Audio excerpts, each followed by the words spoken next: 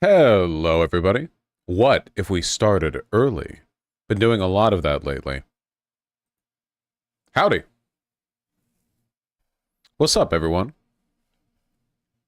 Stop gaslighting me, Vaush? Never. You're 52 minutes late? Yeah, sorry about that. I felt kind of ill last night when falling asleep, but I did want to stream this morning. I just didn't know if I needed some more sleep, so I, excuse me. So I, took it a little early.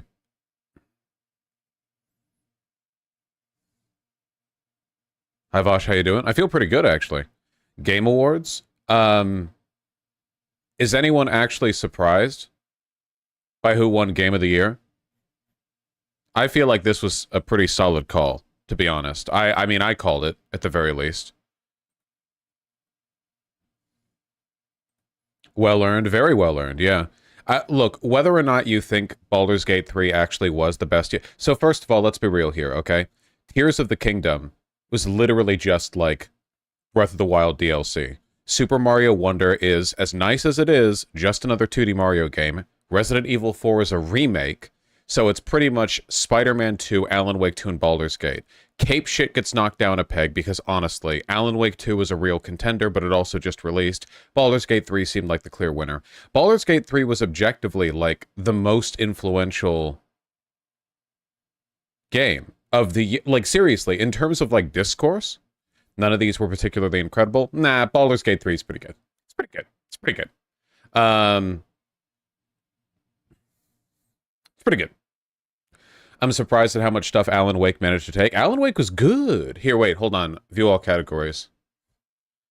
Oh, does it not show from here? We have to, like, scroll through? Oh, next. Here we go. Yeah, best game direction, Alan Wake 2. I think this is deserved, yeah. Awarded for outstanding creative vision and innovation in game design direction. Baldur's Gate 3 is a lot like Divinity Original Sin 2, which was the last Larian Studios banger that I played. Alan Wake 2 was like a unique, you know? Best narrative, Alan Wake 2. That's easy. I'm not surprised by that at all. I'm not surprised by that even a little. Best art direction, Alan Wake 2. Whoo! That's contentious, you know? In terms of art direction, it was pretty much down to Hi-Fi Rush and Alan Wake 2, because Lies of P looks like Bloodborne. Super Mario Wonder is just like... That's not really art direction. That's just them being creative with the art style they already had. And Tears of the Kingdom just looks like Breath of the Wild, you know? David Lynch would like a word with Alan Wake. Hey, it's been long enough, okay? I never played Final Fantasy 20 or whatever it was. Hey, don't... Best audio design, Hi-Fi Rush. That's awesome. I'm really happy to see that. Hi-Fi Rush deserved a dub. 100%. Banger-ass game. Neil Newbin, not a surprise for best performance. Really stand out. Did you guys see that at the Game Awards, Idris Elba wasn't actually present? So when they showed, like, the contenders for this category, they just showed a photo of him. Forza Motorsport, I don't know. Haven't played this. Best ongoing, Cyberpunk 2077. Hell yes. I don't even know how fairly you could describe Cyberpunk 2077, but if it takes a win away from Genshin Impact, then I'm here for it. Fucking, and from Fortnite, yoinking the win. Get them out of here, okay? This literally like a gacha game and a game store that has like a video game attached to it. Didn't you say it shouldn't win because of the launch? No, this is best ongoing, and the difference between launch Cyberpunk and current Cyberpunk is pretty huge. It's just really funny that, like, the game that won here was a single-player game. Like, all the other games are multiplayer, and Cyberpunk is single-player, and it was just like, yeah, that's the one we're going for. Hell yes. Multiplayer cells keep seething. Single-player chads absolutely flossing on your ass. Baldur's Gate 3 best community support. I get that, yeah. Larian Studio super good on that. Vaush, I think you're a bit harsh to Fortnite. No, Fortnite literally, like, the only reason it exists is the game store attached to it. There's a good Folding Ideas video on it. They put in a lot of work to keep people at that fucking game store, but, like, that is what it's here for. And I despise video games being that, you know? Best independent game. I haven't played Sea of Stars. It has, like, the indie art style, though. You know? Haven't played Cocoon. Haven't played Honkai Star Rail. This is like new Genshin Impact. I hear they've introduced new and powerful forms of pedophilia to this one. Innovative. Best VR, Resident Evil Village VR mode. That's so fucking funny. The only thing I know about Resident Evil Village VR mode is people looking up at Lady Dimitrescu and going mommy. So, yeah, I guess that takes it. Best action game, Armored Core 6. Ooh, okay, I didn't expect this. I guess it makes sense. From Software has to get some kind of recognition, you know? Well, I guess I haven't played the other games except for Hi-Fi Rush. I heard Remnant 2 was pretty good.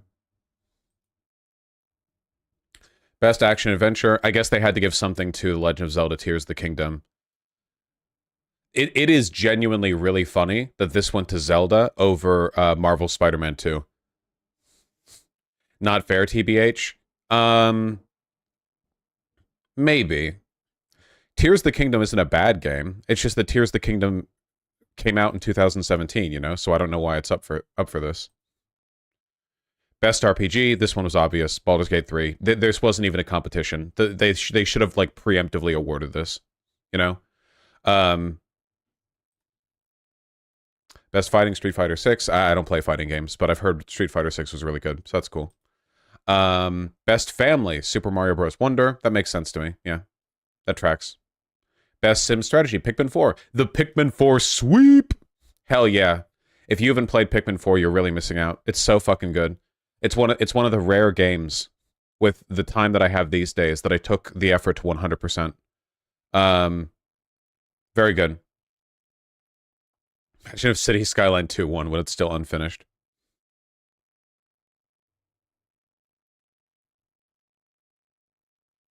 I thought you 100% fucking everything. I do if I like the game. And I really, really like Pikmin 4.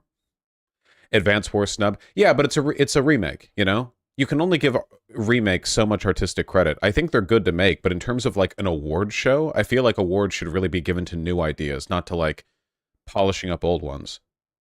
You know? I don't really do sports or racing. Best multiplayer, Baldur's Gate 3. That's true. Baldur's Gate 3 is a really good system for letting your friends play with you. They literally, like, create characters in your world, and they can just be at your camp, and they can drop in or drop out wherever they want. You can play with their characters when they're offline. Like, there's a lot there, I think. Now, I don't know about release.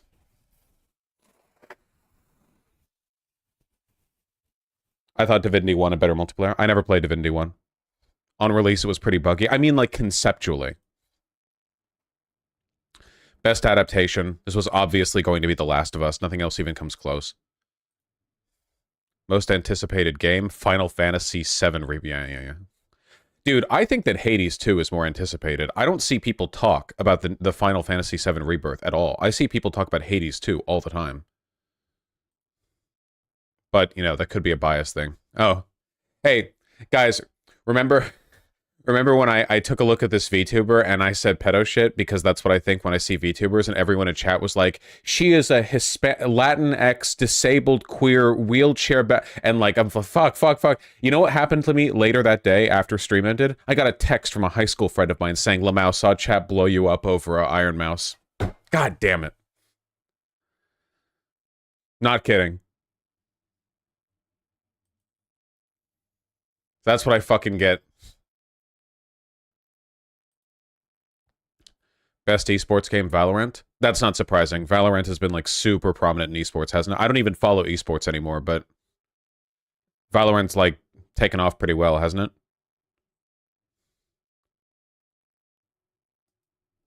I miss StarCraft.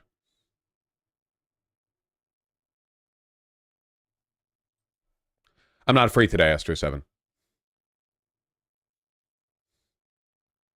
Oh, man, speaking of StarCraft, did you guys hear that Twitch is shutting down in Korea?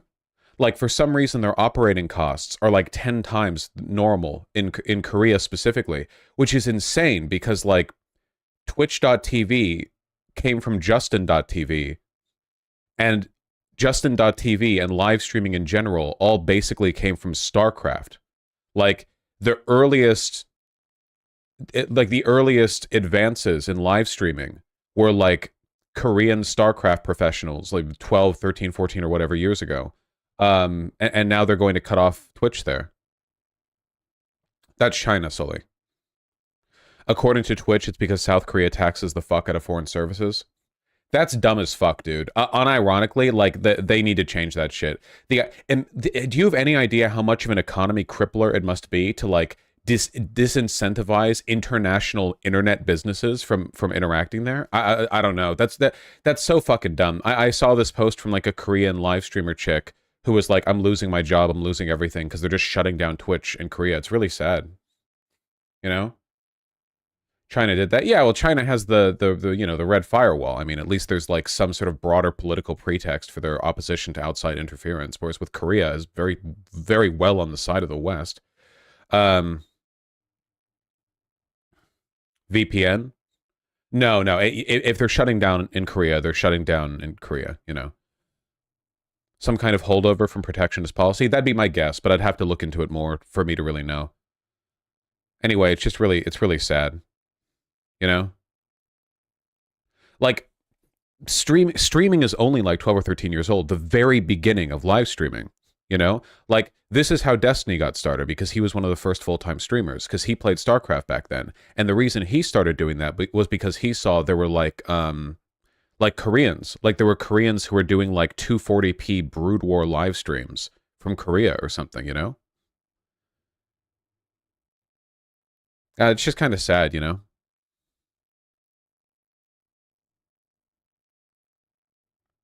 I'm guessing they can't just connect to Japanese. No. It's more definitive than that. It's not just like a VPN thing or whatever. So we can trace your existence back to Zerg rushes. Legitimately, a huge part, like a massive part of the modern esports scene and online video game engagement in general all comes from StarCraft. Like, StarCraft is one of the big pillars of that entire field that everything is built on. And it sucks because like the RTS genre is dead basically. Nobody like cares about RTS esports anymore because Zoomers can't like flick their mouse around while they're like bunny hopping before they get the next trick shot or what. Like, so yeah, it's kind of sad. I like RTSs. You can do trick shots in RTSs, you know? Age of Empire 2 lives. It's nowhere even close. It's nowhere even close. Like, Age of Empires 2 does well, but the difference in scale between the popularity of modern RTSs and what StarCraft was at its height, it's unbelievable. You know, it's unimaginably different. Isn't StarCraft the game Warhammer rips off? Yes. StarCraft was the game that then Warhammer 40k came around and ripped off, yeah. It's true. StarCraft was wild, yeah. StarCraft and Quake were the birth of esports. Yeah, Quake huge as well. But at least like the FPS genre is still going strong in esports. So whatever. Check out this RTS video. 1 hour and 25 minutes. Thank you for the recommendation on stream. I appreciate it. StarCraft came out after 40k. I know, I was making a joke. StarCraft ripped off of 40k. Let me finish this. Best esports athlete. Faker. I know who Faker is. Even with my limited engagement with esports, I know who Faker is. I know about Stormgate, don't worry. Esports team, don't care. A former Blizzard dev said that Blizzard made more money from selling a horse in WoW than they did from Wings of Liberty. From all the sales of Wings of Liberty? That seems odd. Really? I would need to double check that or see the numbers on that. I don't know if I believe that. I would need to cite that or see a citation on that. It's true?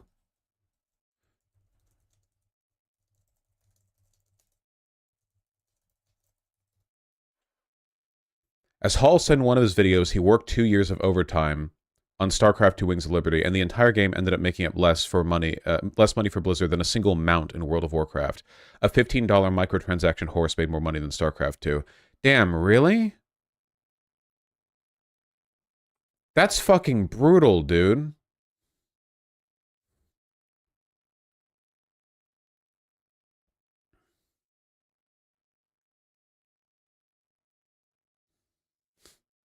This is why forever games exist.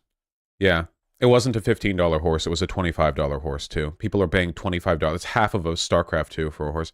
It genuinely, it really sucks, you know? This is one of the reasons why, like, there are very few studios that have earned their size. There are a lot of genres, I think, that would be better served if the main developers for them were teams of, like, a few dozen people. When you get to the size of Blizzard, the only way to keep the lights on when you're operating at that level is to have, like, yeah, dude, the game is free, but, like, here's your monthly subscription, here's the, like, Battle Pass shop, here's the fucking regular in-game microtransactions. It's like, fuck, man. Really, really disappointing. It wasn't sales, it was, like, profit margins. A horse costs, like, well, of course, profit margins. It doesn't cost anything to make the damn horse. Okay, whatever. It's an indictment of modern gaming. We'll just settle with that. Like proportional revenue or net revenue, fucking. Is that it? Okay. I think the results from this year were pretty predictable.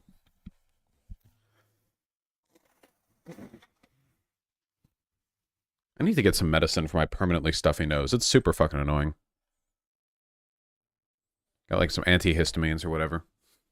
Just got to make sure I don't accidentally get some antihistamines. I don't want to go trans like everyone else in fucking left tube.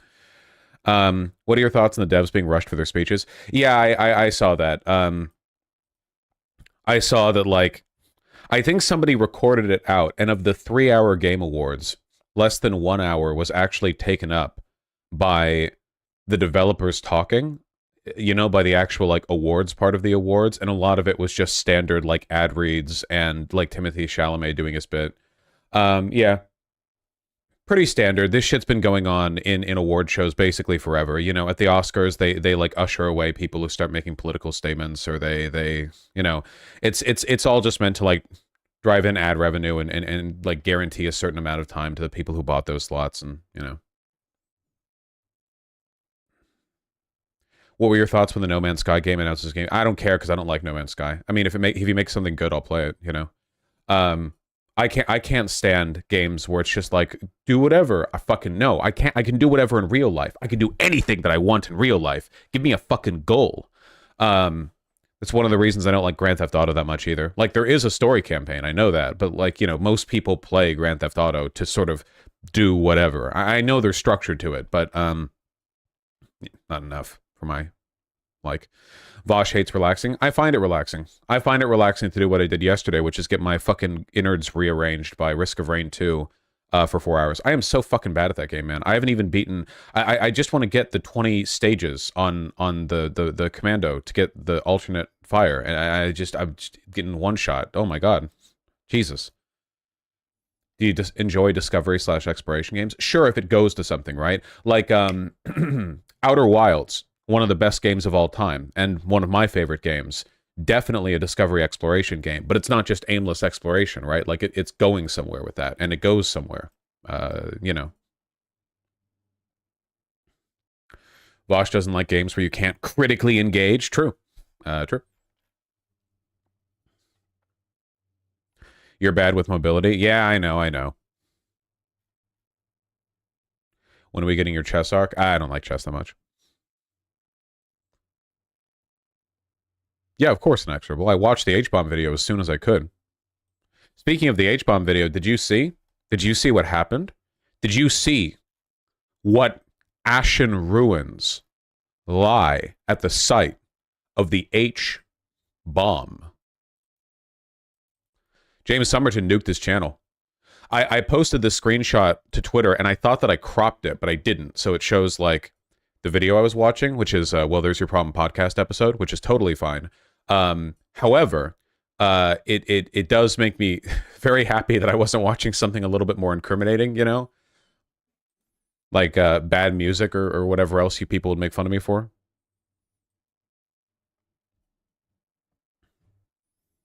Yeah, it's actually just like a 16-hour Destiny debates comp video or something that I'm like 15 and a half hours through. Like Iron Mouse clips, yeah. Genshin Impact, a measure defense. Oh my god.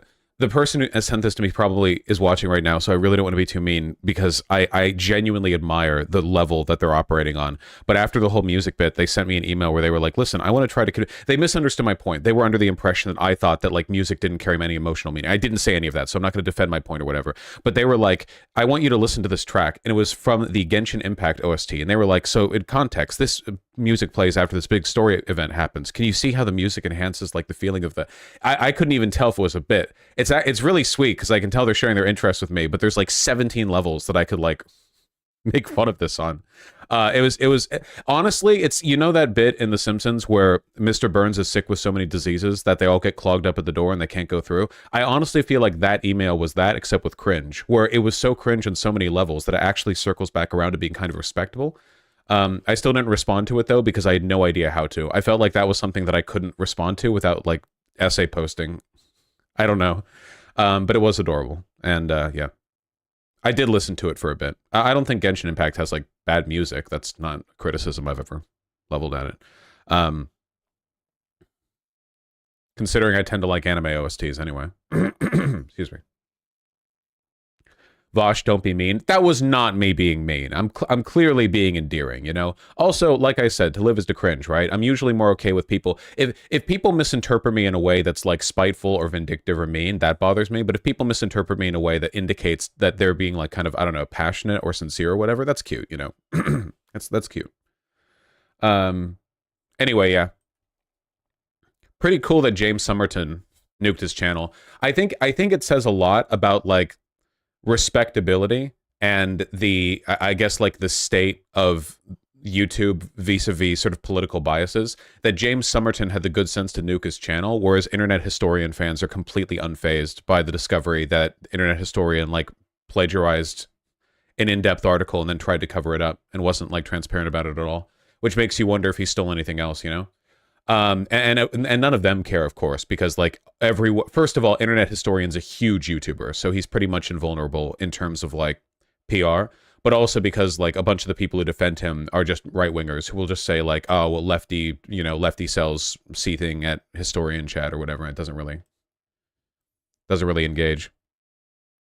Did you see the Adam and Sitch video? Why would I ever watch an Adam and Sitch video? Those guys are, let me be clear, fucking well, hold on. Sitch is smarter than Adam, but aggregately, we're still dealing with, you know, two retards. If you sort of like go to the mean level of like, man, what do you get from that? Have you seen their videos? Good Lord. Look at Social Blade. Internet Historian is bleeding subs like crazy. It's not like crazy for a channel of his size. Like he'll lose some subs, but it's not a huge deal in the long run. For me, it's disappointing. I already knew that Internet Historian was conservative and that he had like alt-righty shit kind of baked into his earlier videos. I knew all of that. But I have a, I don't really know how to put this.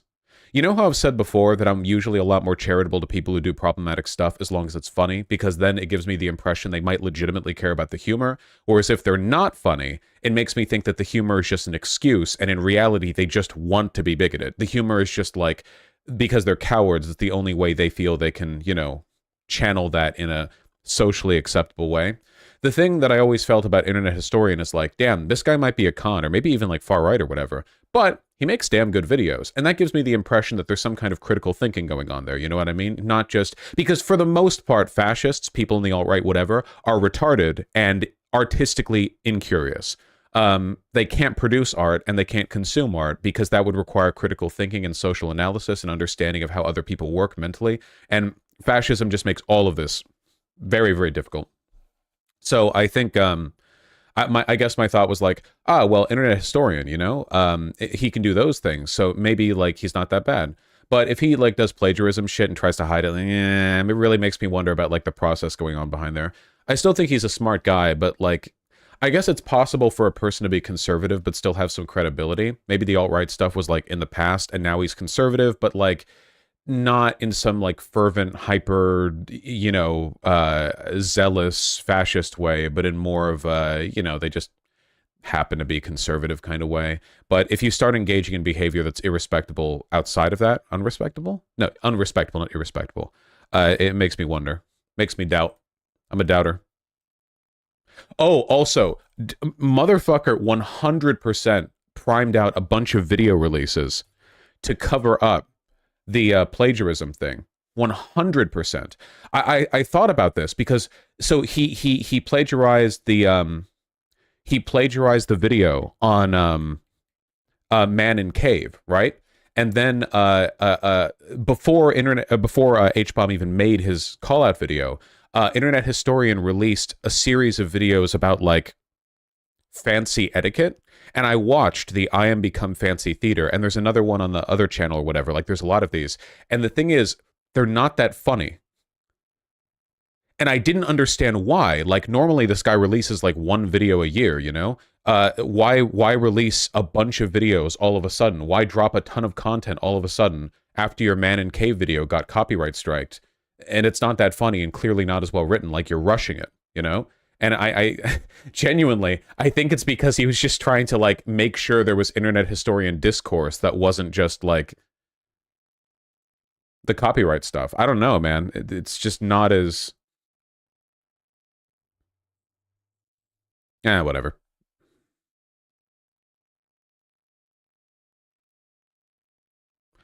I missed it. What was wrong with the Man in Cave video? Do you have 4 hours to spare? He explained these vids were planned a long time before the H-Bomb vid. I'm not saying before the H-Bomb vid. I'm saying because of the Man in Cave copyright strike. That he wanted to then do like a wave of videos to sort of like prop himself up a bit after that, or the potential drama it could have caused. He couldn't have made it for the H-Bomb video because the I Am Become Fancy Theater came out before the H-Bomb video. Excuse me. It's actually a really effective strategy. Sure, but he's a huge channel, so I don't think it's going to be a huge issue either way.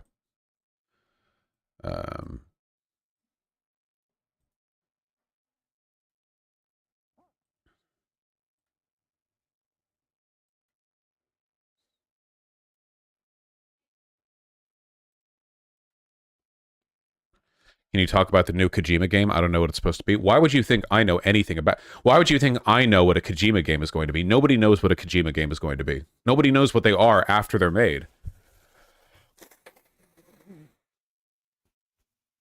It's a good question, Susie Clem says BLM. God help me, dude. Yeah, I don't think Kojima knows. All right, hold on.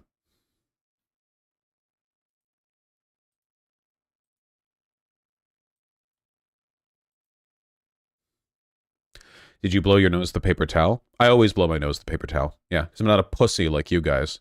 You fucking homos are like, oh no, my nose blows. I need some super thin cushion velvet. Hold on 1 second. The fucking autofocus. I can see the thing wiggling because the computer turned off because I blew the fuse to the fucking...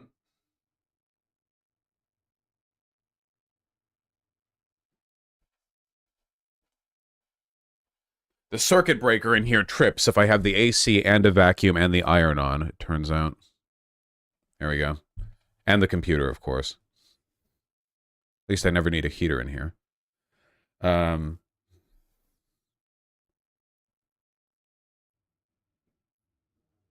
an extension cable? Yo, I could, but I forget to. Oh, do we have a little man visit? Yeah? Just walking right on that keyboard, huh? Hello. Yeah.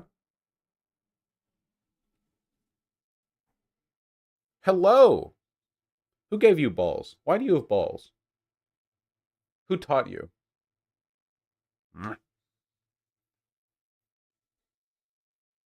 Wow. Look at this. Look at this little guy.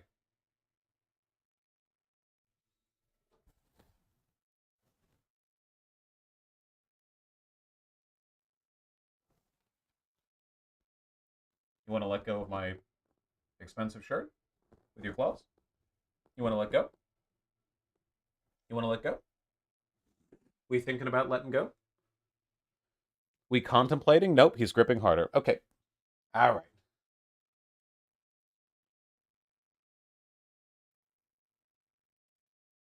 Oh my goodness.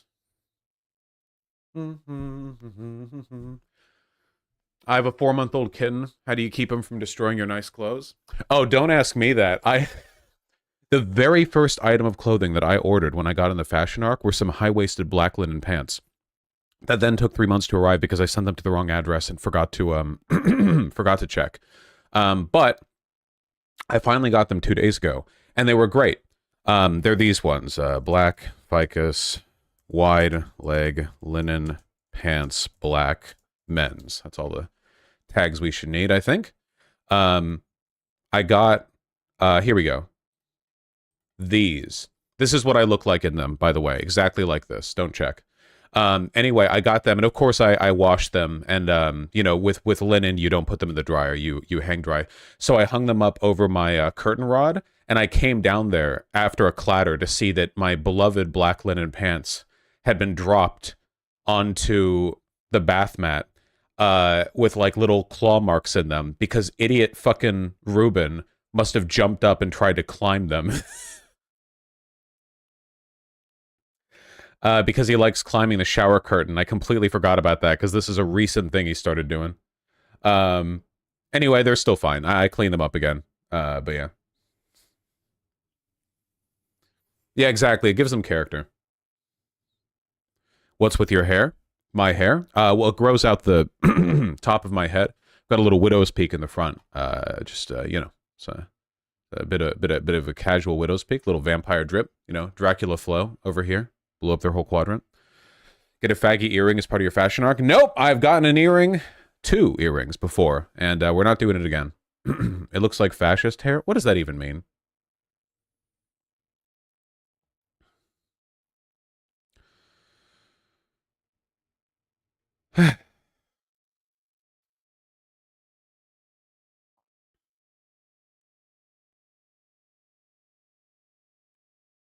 Yeah. All right, what links do I have here? Oh, man. This one's just barely on the YouTube TOS. Holy shit. Because we're talking about, like, Twitch anyway. When did it get like this? Holy shit. I feel what is this meta? Ignore this guy. Also, like, anxious today. You know what I mean? Titan, thank you for the tier 3. When did this? Thank you. She's jacked, by the way. Respect. I swear to God, didn't they like crack down on like the sex worker shit on Twitch? Did they just like let it all be legal again? I don't get why those chatters don't just watch porn if they're so horny, because interacting in chat with a naked Twitch streamer is free, and on Chatterbait, the girls don't typically interact that much. Also, I think a lot of guys like the idea of like a girl play thing, but not in the context of her being a porn star. And on Twitch, when she's basically naked anyway, they can delude themselves into thinking that it's like more of just like them talking to a cute girl and not explicitly a sex work interaction, if that makes sense. You know? Doesn't being on Chatterbait always just feel a bit dirtier than being on Twitch, even if the girl on Twitch is naked? Have you seen the blow up pool streams? Literally like honey ass women just there in thongs. Yeah, I don't think it's right, genuinely. I really wish that Twitch would, like, cut down on this. So is Twitch's policy that boobs are fine but nipples are horny? Yeah, well, to be fair, that's, like, legal nudity in general, basically. You can show as much tit as you want. It's just, like, the nipples, which is arbitrary, but that's the rule we set on. It's the taboo, really? Yeah, it's also partly the taboo. I don't see the problem, TBH. Well, because it's, like, the main mode of interaction for chicks like this is like underage boys who go like, whoa, as they see it on Twitch. And then they're like interacting with a bunch of kids in chat. At least on like Chatterbait or a porn site or whatever, there's like an artifice. There's an assumption that everyone there is an adult. But on Twitch, you can't even really get that. I don't know. Yeah, exactly, Roman. If young horny boys want to interact with naked sex workers or whatever, then they have to do what I did. They have to do what God intended, which is lie about their age in a porn site disclaimer and go through that. But like having it on Twitch seems weird. I don't know. It just seems like the long-term consequence of this is that basically all social media becomes like sex work sites, you know, with just the incredibly you know, sort of like superficial and arbitrary cutoff that you can't explicitly show like nips or genitalia or your asshole or whatever. But that's all very cyberpunk, right? Like, isn't that in every fucking cyberpunk trope? It's like, yeah, actually, in the future, all media will just be sex, basically. There's more than just her doing it. Yeah, I know. It's like a broader thing. Like, goddamn. I assume they're wearing pasties, so, you know, they don't get, like, banned or whatever, but it's like the implication. Everything is already a link to an OnlyFans page. I feel like a lot of this just ties into people being lonelier, personally. I can't imagine being the kind of person who would sit in the chat of a chick who's dressed like this and just, like, watch her say thank you for the sub. This has to be, like, a loneliness thing.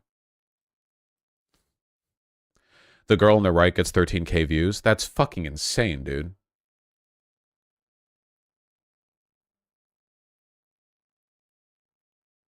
I'm lonely, but I just watch regular porn like a normal depressed person. I think one of the easy indicators of having a porn addiction or like a negative relationship with porn is if you start consuming porn casually when you're not horny. That to me is like a huge red flag. Like if somebody told me, "Hey, I'm a horny person and I like look at porn and jerk off 3 times a day." That's pretty horny, but okay, whatever, you know. However, if they were like, "Yeah, my desktop background is like porn, and I often have porn on even when I'm not horny," that's psycho shit. Genuine psycho shit. You know what I mean? That to me, that's like totally different. So I'm thinking like, are the 13k people who are watching this chick on the right, are they just jerking off the whole time? Probably not. They probably just like having her there on their computer while they do other stuff too, or just like watching her. And that to me is a lot weirder than just going to a porn site and jerking off. You know?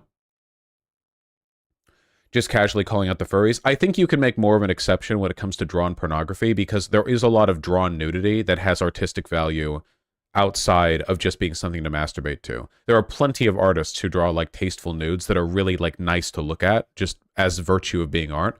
But if you're just looking at like actual naked people, it's like the difference between a nude pinup model, I think, and like a porn image, you know? Like if I saw somebody's desktop background and it was like, I don't know, a tasteful black and white like pinup image of a chick who's naked, I guess I wouldn't think that's that weird. But if it was like porn, like a screenshot from porn or something, or like just porn, you know, I think that would be pretty strange. It'd be pretty freaky.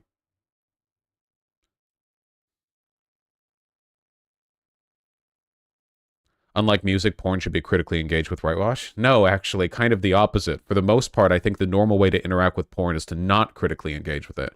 You're supposed to jerk off to it. I'd get increasingly suspicious of people who are critically engaging with like browsers videos or something. Again, if it's drawn, I think that's different because in that case, like you need artistry to produce that. There's not really any artistry that goes into the production of live action porn, at least not most of it. Certainly, there's not really any artistry here. They're just live streaming with their tits out. Like that's not like artistic content. They're not like making a statement, unless the statement is I have huge knockers, which that's true. But Vaush, shouldn't there be more artistry in this? Are you guys really going to try to bait me on that? Seriously? Like, are you actually trying to bait me? It's fine if porn isn't super artistic. I guess I wish more effort was put into a lot of it. Yeah. It seems pretty dumb that a lot of IRL porn is like very bottom of the barrel, low effort. But you can find better stuff if you want to, I guess. But I mostly look at drawn porn anyway, because that's just literally what I've always done. So, you know, there's plenty of artistry there. I'm scared of you, Vaush. What have I said? Okay, whatever. Anyway, yeah, I don't know. I feel like it's weird.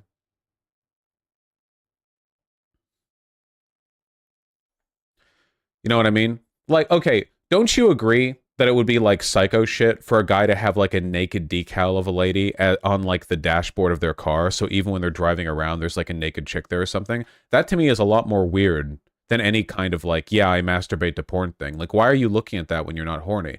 Not to say that you can't look at naked people when you're not horny, but that's not a naked person. That's an image of a naked person that you've put there, so you're always like looking kind of at a naked woman, and it's like, why? I don't know. It's like, you're not even horny. What are you doing? That to me, I don't know if it's like a loneliness thing or a porn addiction thing or whatever, but anything in that vein is just strange to me. Makes me worry about like the naked Twitch ladies or whatever. I think if I go on twitch.tv right now, it probably wouldn't be that difficult for me to find shit like this.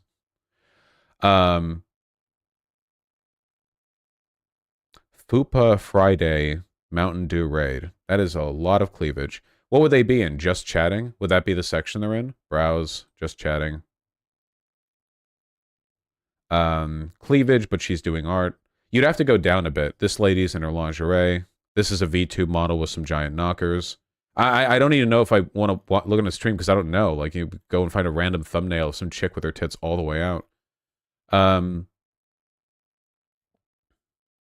lot of VTubers. I don't see anything crazy egregious right now, though. Maybe. I don't know.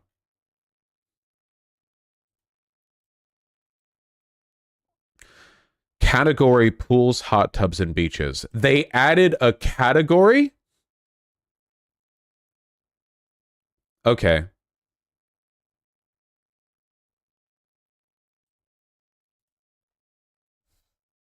Well, I don't see anything TOS here, so... Oh, man, kind of close, though. Jesus Christ. I like this one, though. Les Fiches. I am friend, not food. This one's good. Big fan of this channel. Right here.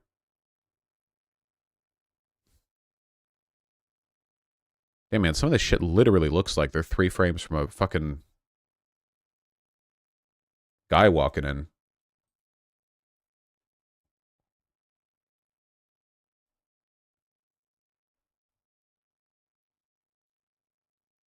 Otter in the top row. Yeah, Otter highlights. Very good. Vaush, I think provocative art is fine. Yes, art is one thing. I didn't say, like... wait. Vaush, I think provocative art is fine. To appreciate a pinup or a drawn hot person is just nice sometimes. I literally said that. Why do you... Please. I literally said... I think it's different if it's like a drawing or a nice pinup. I spent like 2 minutes specifically saying the caveat you're trying to carve out. You're not carving it out. You're digging a spoon into an empty hole because I carved it out. You're just standing in the caveat that I dug, doing like an air shovel gesture. God almighty.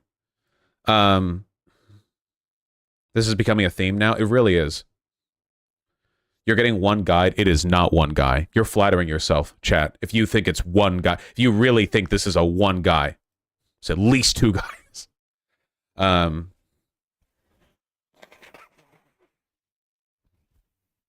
Getting 5 guide. What do you think of soldiers having naked pictures of women on sides of planes during World War II? I think it's based. We need to return. Return to tradition. What was I going on about? Yeah, anyway, I'm certainly not like anti-sex or whatever, but the sheer number of like horny kids in this site really makes a lot of these interactions and incentive models suspect, you know? And also, I really do think that this like is kind of a loneliness thing in a lot of cases. Yeah, I don't really know. Like if you take a look at like what kind of porn people tend to consume, I think the fact that such a disproportionate amount of gay pornography is consumed relative to the number of people in the real world who say they're gay kind of gives the impression that either gay people are lonelier, which could be true or not, depending on the area. Probably leans towards true. Or that people consider like gay sex to be like a internet thing, you know, like they're largely straight, but they look at it online.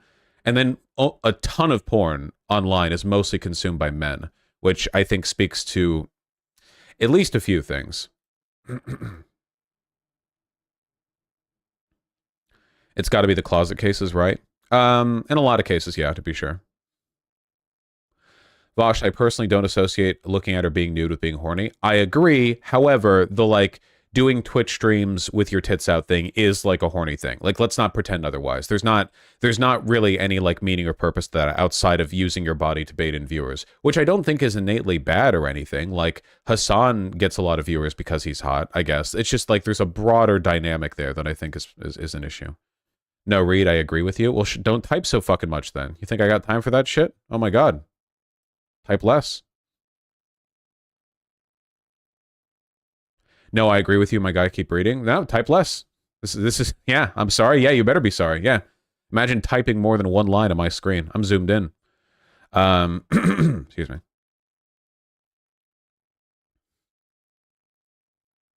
Gay porn is disproportionately consumed by those 12 religious closeted evangelicals in Idaho. True! Very true. All right, let's get these titties off my screen.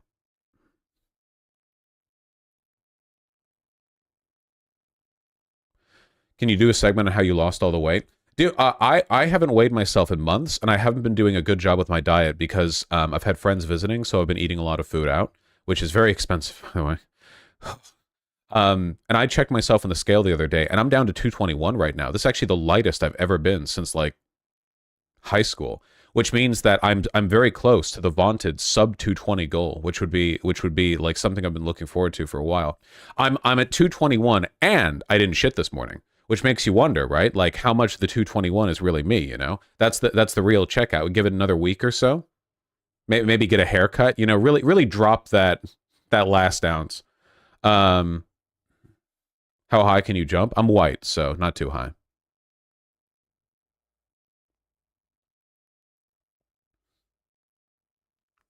Are you the one that tries to pay for everything, or are you the one who always splits? I'm rich and my friends are not.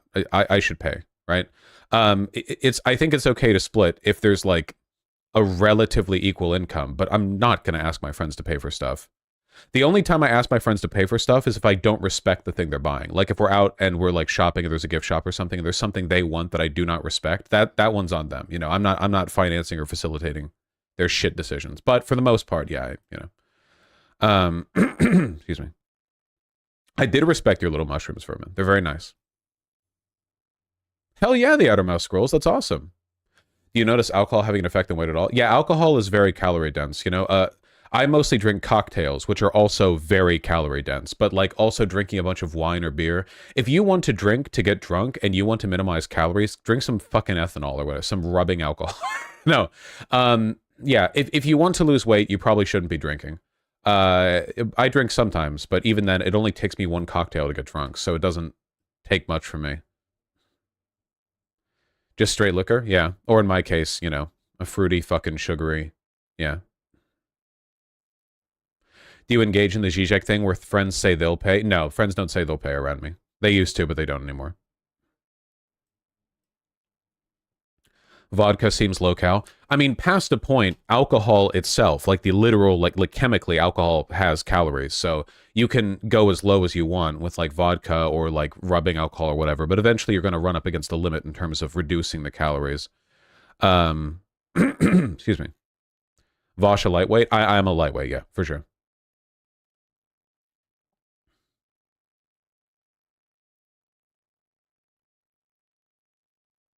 It still is a decent amount. Shot of vodka is over 100 calories, I think. Shot of vodka calories. Yeah, 97.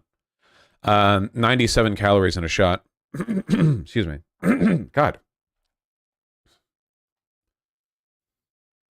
Is it that's crazy? Yeah, alcohol's got a lot of calories. Alcohol turns to sugar, so which is like carbohydrates, right? So alcohol... wouldn't alcohol give you energy then because your body uses carbs for energy? But alcohol itself is a depressant, so you get like a bit of energy in a sort of digestive caloric sense, but the chemical effect in your brain is much stronger in terms of slowing you down than the calories would be in giving you energy. It's more complicated, not that direct. Yeah, it makes sense. Alcohol is empty calories. Yeah, for the most part. I mean, it does convert to some kind of energy. Alcohol is different than carbs. It's a different category. Yeah, but doesn't it like turn to sugar or whatever? How does body process alcohol calories? Done by the liver, blah, blah, blah. Metabolized as a priority over other ingested energy-containing nutrients because it's a toxin. Makes sense. But what is it sort of... Whatever, this isn't that interesting to me. I'll look at it later. Vaush, will you ever do a segment? We've already done a segment. 2, I think. But the more you complain... Sugar turns the alcohol, not the other way around. Does it? Okay, whatever. The Vaush pit eating good. You guys complain so goddamn much. Can you make a call-out video on yourself? I do every single time I stream. Every stream that I make is an indictment on myself, actually. I think it's very clear. from the way you all engage with it. Thank you.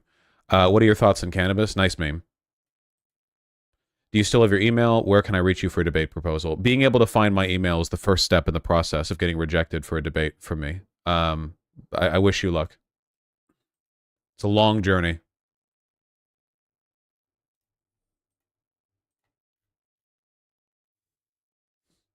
Starfield got bodied, no awards. Starfield came out like fucking how long ago? A couple months? Nobody talks about it anymore. Nobody likes Starfield. Like, it's the only reason people like Skyrim is because A, nostalgia, and B, because it came out at a time where there was still genuine novelty to the idea of just go in a direction and wander and find some adventure. It's not a good game.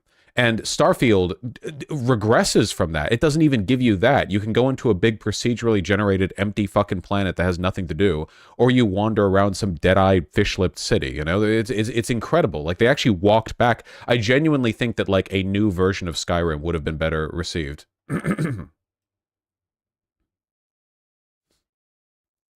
Also, Skyrim is a shit ton of mods. Yes, you all have your fucking titty suck mods, or whatever the fuck you people download and care about.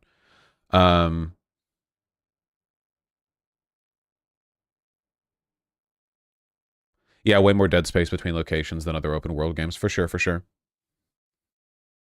Do you think Elder Scrolls 6 will be better? Maybe, but also Bethesda is just an incompetent dev. Guys, they have been for a long time. Nothing has changed. Do you remember 76?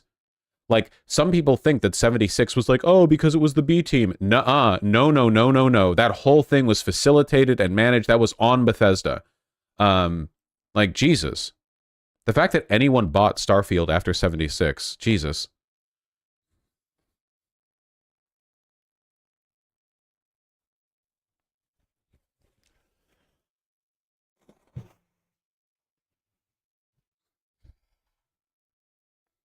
People play 76 now, though? Yeah, and people are into cock and ball torture. What do you want? Okay, let's clear these links.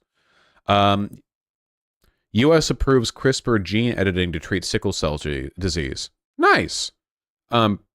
That's pretty cool. How old is the person they're doing it on? 2 milestone treatments. Oh, they're approving the treatments in general, not just like this is a specific case. Okay. Stent patient's DNA. How does the gene editing work? I know how it works because I'm so smart. Let's not look at it.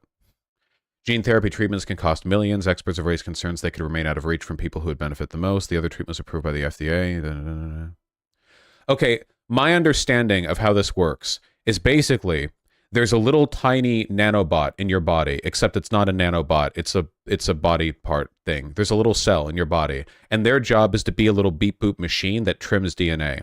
And basically, you can program the beep boop little body robot part cell to trim DNA in a cool, interesting way that can have specific outcomes. Something like that. Nice try. I think that's close enough. Because individually trimming and rearranging the DNA in every cell in a human body is impossible and will never be possible. But you can program a part of the human body to trim itself because you have like fucking trillions of little body machines. Apparently they're going to charge around $2 million a pop for this treatment, so there's that. That's not surprising. We're talking like state-of-the-art gene therapy, and this is the first time it's being done as a treatment. Guys, that's not surprising.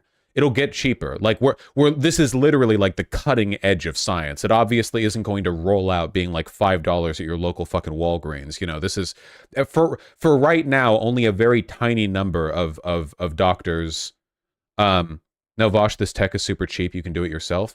Yeah, like in a vacuum, but not on a living, already grown person with specific outcome. No. The fact that CRISPR tech is like relatively accessible as a kit does not mean the process of like specifically curing a disease with it isn't. It's super, super cheap. Well, then do it in the house yourself, I guess.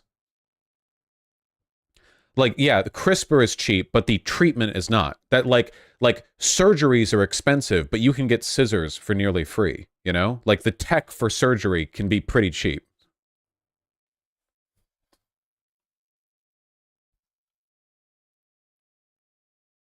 Excuse me, how is this done in your house? You can get CRISPR, a CRISPR lab kit for like what, 10K? How much? CRISPR kit cost. DIY bacterial. Let me see. God damn, is it already down to a couple hundred? I remember back when it was like 10K. Yeah, it looks like a couple hundred. DIY bacterial gene engineering CRISPR kit. But this is, again, like, this compared to gene editing surgery is the equivalent of, like, you can buy a surgery kit for $100, but that doesn't mean getting a heart transplant. It costs $100.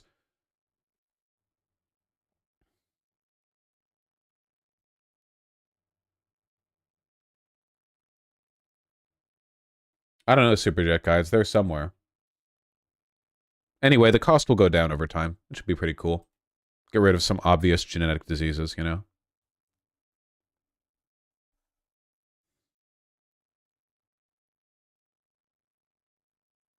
Oh, for sure, like lab work, yeah, because you have to send in that stuff in a lot of cases. Benjamin, it's not 99.9% profit margins. Please stop. Okay? I promise you, I know for an absolute fact, just because going in and get like, hey, I want to treat my sickle cell disease, they don't just like pull out a $200 like CRISPR testing kit on you and do a thing. And like, that's not, I promise you it's more complicated than that. Is this not sus, getting rid of genetic diseases? Would you not want to get rid of genetic diseases? I mean, a surgeon could use scissors to cut out your heart if they wanted to. I think this is a good start, you know, as bro is on team cancer. I don't think CRISPR could ever fix cancer, right?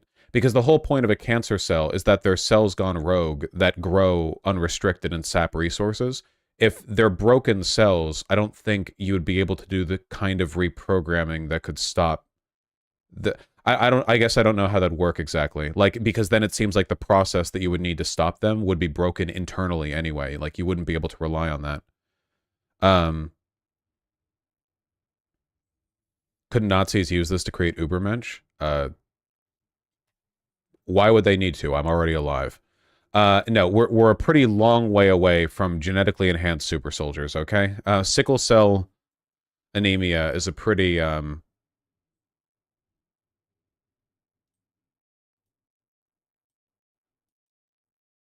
feel like pretty treatable, right?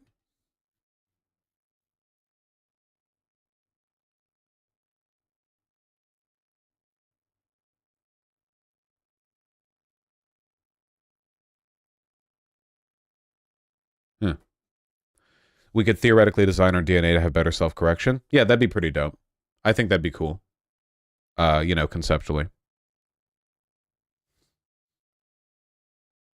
Yeah, cancer is complicated. Remember when Joe Biden promised to, like, eliminate cancer? It's very funny. Yeah,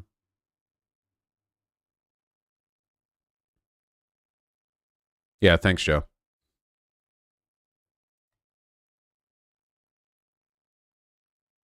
How do you make the distinction between this and curing degeneracy? You could say this about literally any medical procedure. Like, any medical procedure that does anything to anyone, you could be like, what's the difference between that and, like, the, you know, I don't, like, because sickle cell anemia isn't degeneracy, it's sickle cell anemia.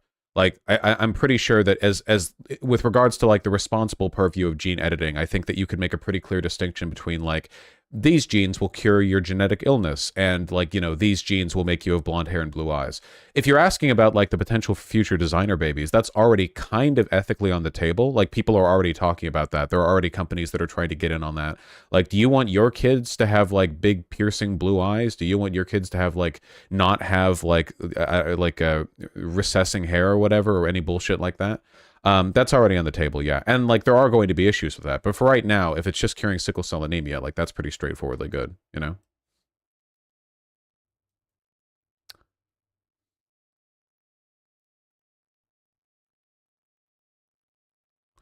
What about deleting the existence of people with stuff like Down syndrome? This wouldn't delete the... First of all, when fetuses are found that they'll turn into kids with Down syndrome, oftentimes they're aborted. That would be deleting them. This would just... First of all, this can't remove the chromosome, so this can't do that. But if you're asking, like, could this potentially make it so people don't have crippling intellectual diseases or, like, developmental disabilities in the future? Then yeah, sure, fine, okay. Like, Is that bad? It wouldn't, that doesn't kill them. It just means that it doesn't happen. Like, there's a pretty big difference between aborting a fetus that will grow up to have Parkinson's disease and just making it so the fetus won't have Parkinson's disease. Like, wouldn't that be good? Like, imagine growing up and then at 14 you get Parkinson's and you're suffering and your parents are like, yeah, we could have paid for a procedure that would have made you not have that, but we thought that would be erasing your identity. I don't know how well you'd take that at the time.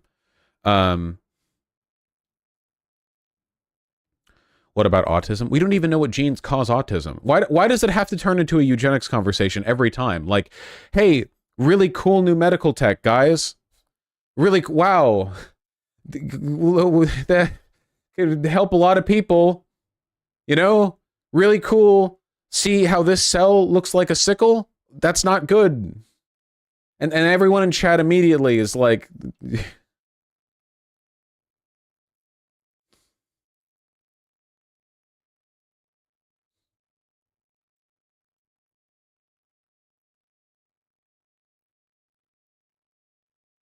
Vaush chat is like, yes, I understand this knife can be used to chop vegetables, but what if somebody stabbed somebody else? True! Good question. That's what the British ask themselves every day. Because sickle cell predominantly affects African Americans? Yeah, isn't sickle cell anemia like a West African thing because it was a way of dealing with like malaria or some shit? What is that bad? Like, is that bad to fix that?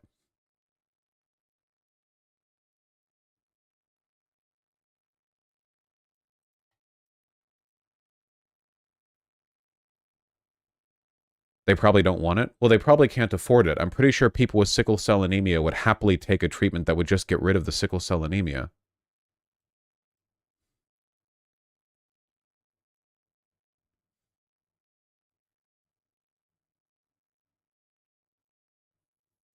Wait, is the position of people in chat that black people want sickle cell anemia? I don't understand.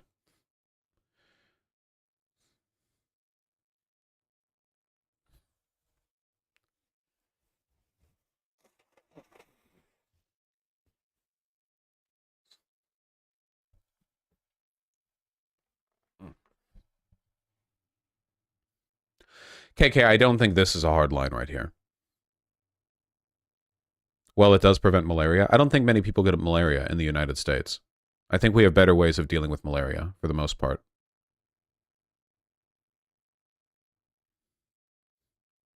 Yeah, time traveling back to the 1980s to tell Ronald Reagan to tell the CDC to not study AIDS, because by curing AIDS in infected people, they would actually be committing eugenics against the degeneracy of people with HIV, and that the authentic thing to do is to let them live with it. No, Mr. Reagan, do not, Mr. President. All right, we're moving on to something new that chat can irritate me on.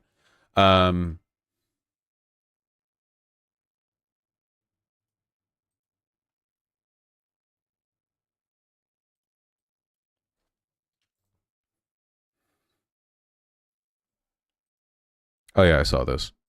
Very funny. And when I look at the Democrats, they actually look like America. When I look at my party, we look like the most restrictive country club in America. And when I look at the... Kevin McCarthy is so fucking mad, and it's incredibly funny, and I'm very happy. Dude has been like so angry and spiteful and bitter, you know, since getting ousted. And you know, it's just he's going to write a tell-all, you know that, right? Like, this is going to be like a New York Times bestseller book on how like the Republican Party used to be respectable and now it's not respectable anymore because of Trump or whatever. Like, he's going to put out the Rhino Manifesto. So, you know, something that would put John McCain to shame, frankly. Why do people buy these books? Yeah, to be honest with you, I never understand the New York Times bestseller list. I have no idea what's going on there. I don't understand who's buying this shit. So I can't really say. You have an unread message? I often have unread messages. Incredibly funny to watch, though. Like the shoulder check, you know? Oh my god.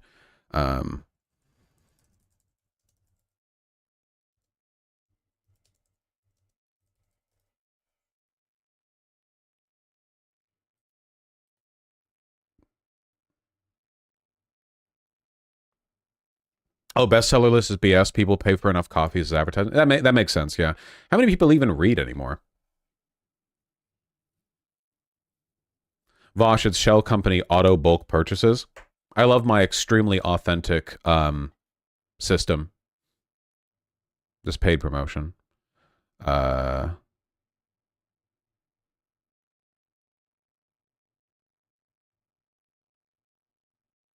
read pictures. Furry pictures, even. Hey, did you guys see that Congress had a good idea for once? You know, good idea juice and bad idea juice, you know, exist in equal. You split, you know, ideas into these two sort of hemispheres. And where was I going with this? Hedge funds have invaded the housing market, and a new bill would ban them. Moving on. Sweeping new bill introduced in Congress would essentially ban hedge funds and private equity firms from buying single-family homes. Actually pretty dope. Hate the fact that this is exclusively being done with single-family homes, as though for some reason single-family homes are like more innately worthy of protection from speculative investment than, say, duplexes, apartment blocks, row houses, or whatever else. But, you know, it's a step. The classic Americana right here.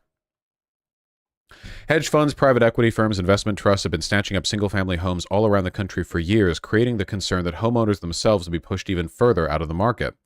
But a sweeping new bill introduced by U.S. Senator Jeff Merkley and Washington Rep. Adam Smith would, if enacted as written, essentially ban such corporate investors from the practice moving forward. So look, there's two big problems here, okay? There's two big issues here.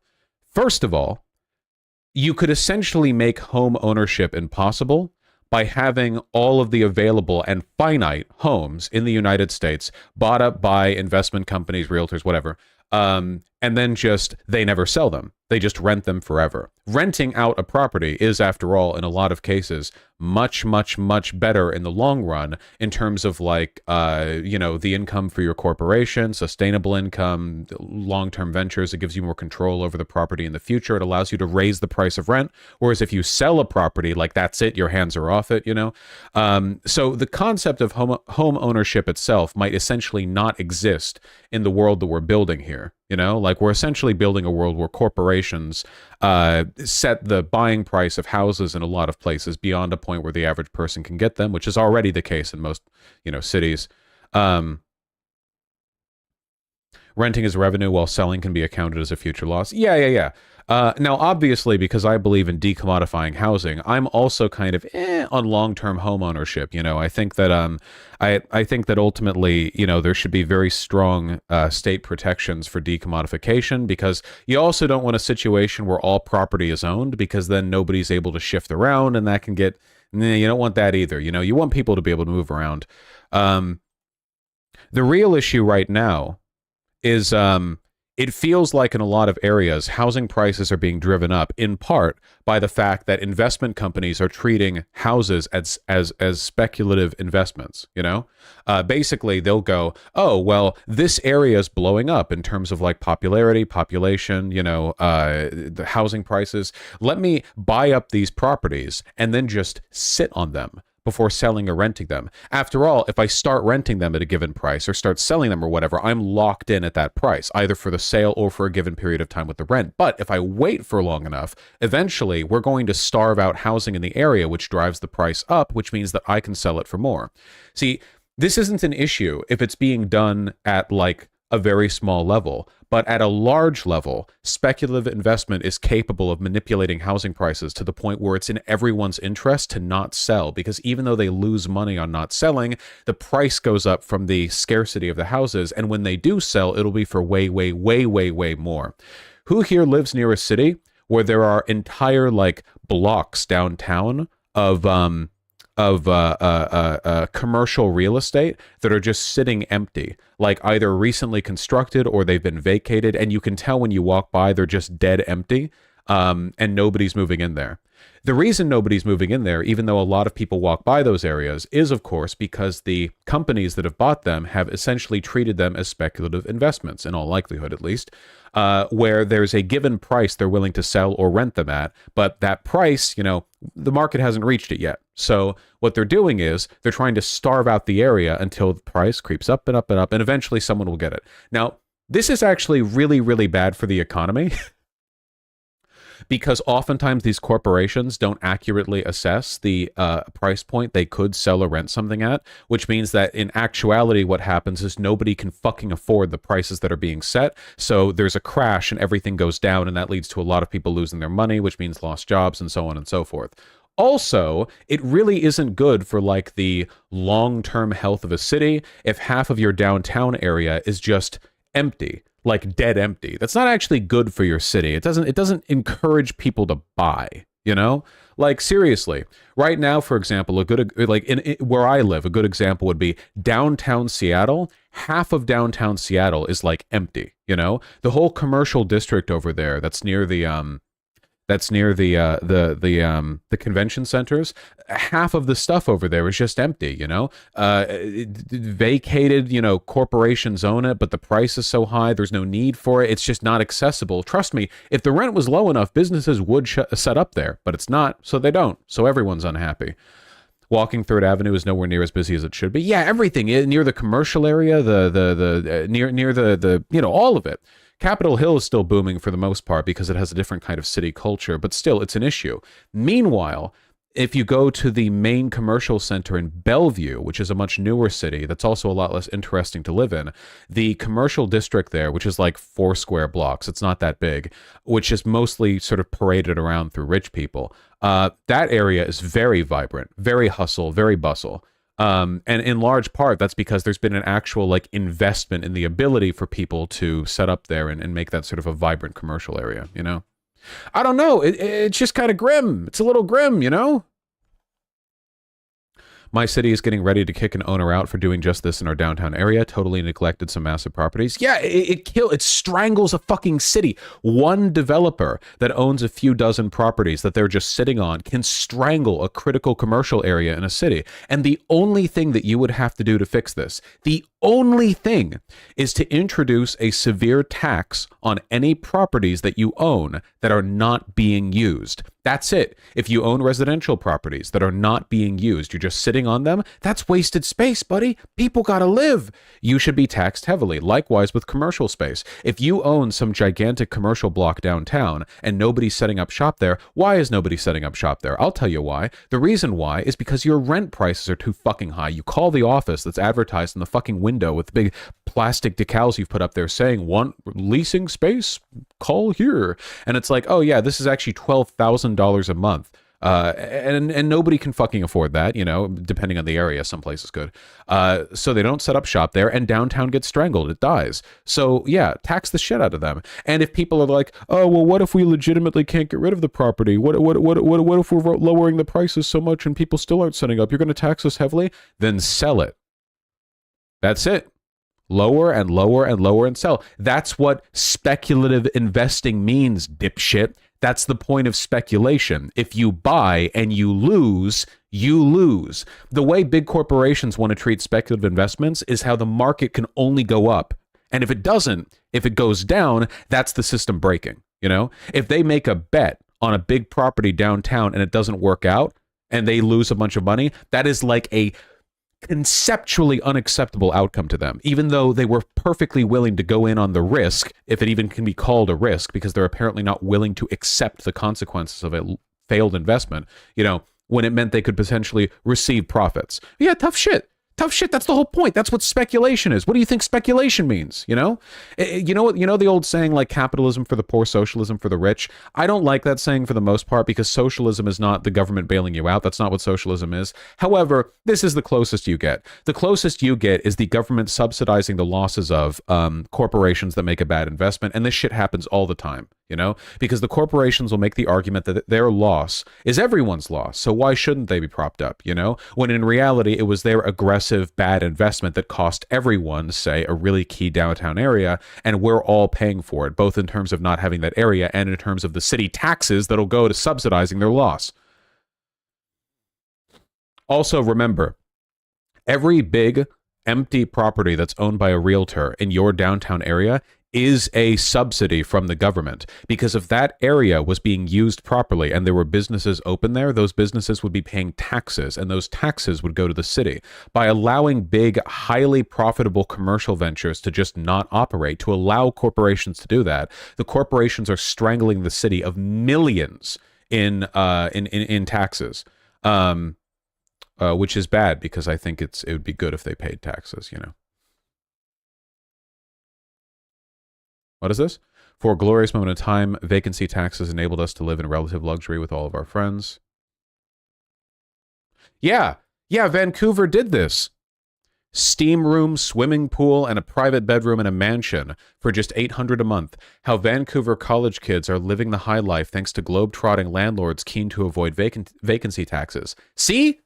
These rich dipshits with their giant houses they don't use, and these investment vessels that buy up apartment buildings, they were threatened with a massive vacancy tax. So in a desperate bid to not have to pay that massive vacancy tax, they were like, fuck it. Yeah, you can use the property. Here, have a mansion. Here, half the apartment prices. Here, whatever, go for it, you know?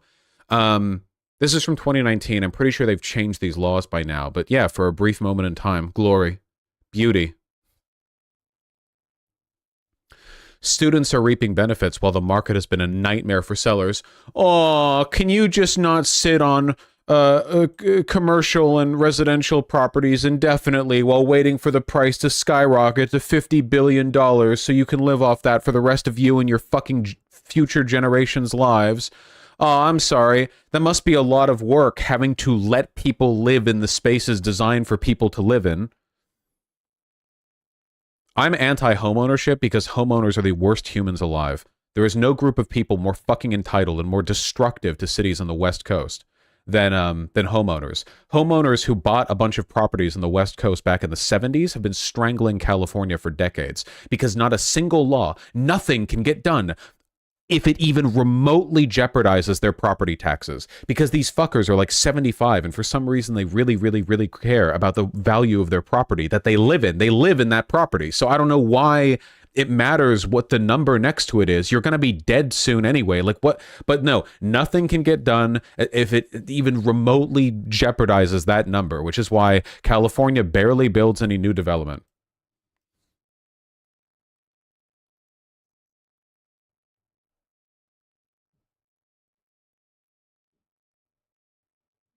Vaush hates the homos. True. You know what's wild? USA, despite having 3 times the population of Japan, only builds 17% more houses than Japan annually. Yeah, seriously, Tokyo has really accessible rent and housing prices because they just build and they build and they build, which is what you should do if you're a mega city that has a lot of people in it. One of the reasons why, this is what I learned, by the way, when I bought my Japanese denim pants, which are amazing, by the way. One of the things that I learned is that the reason why there are so many like weird like craftsman tier items that you can get from Japan, like specifically in basically every artistic field, whether it be like your pencils or markers or certain types of clothing, what like it's like, here's the very good version of it made in Japan. Why? Well, the reason for that is because in Tokyo, the housing prices are low enough that a lot of craftsman workshops have been allowed to survive there, whereas in the West, they can't survive because they've been choked out, you know? So there are a lot of places in Tokyo where you'll have a workshop on the bottom floor and the person lives on the second floor. And there will still be like the old way of doing things where you have a father who works like their whole life doing a profession. And then it's like, here you go, son, now you take over the family business. And they get to keep doing that. And as a consequence of that, there are a lot of really high-end like artisan shops in Tokyo.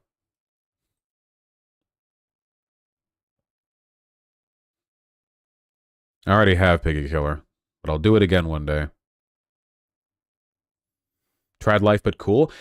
Isn't it nice, the idea of being to walk around like a residential neighborhood and be like, oh, that's my neighbor, that's my neighbor, that's my neighbor. And that's the like artisan thread weaver who's been doing this since 1492, and the current house is just built on top of the workshop they had in Tokyo like that long ago, you know, and like you can go over there and like look through the window and there's a loom spinning or something, you know, and they make the money to do it. That's not just like an antiquity. They make enough money to live there because they make artisan goods that they sell like to a small clientele, and that's enough. That's how it used to be. That's how it used to be everywhere, and now it's not.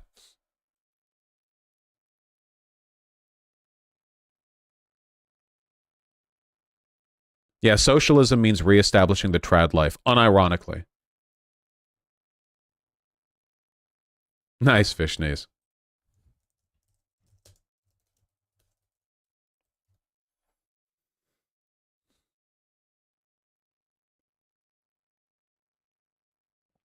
Average rent in Tokyo. What is this? 1R? What does that mean? Bedroom? 2-bedroom. I don't know what this means. 1 LDK? What is an LDK? I don't know what that means. Oh, whatever.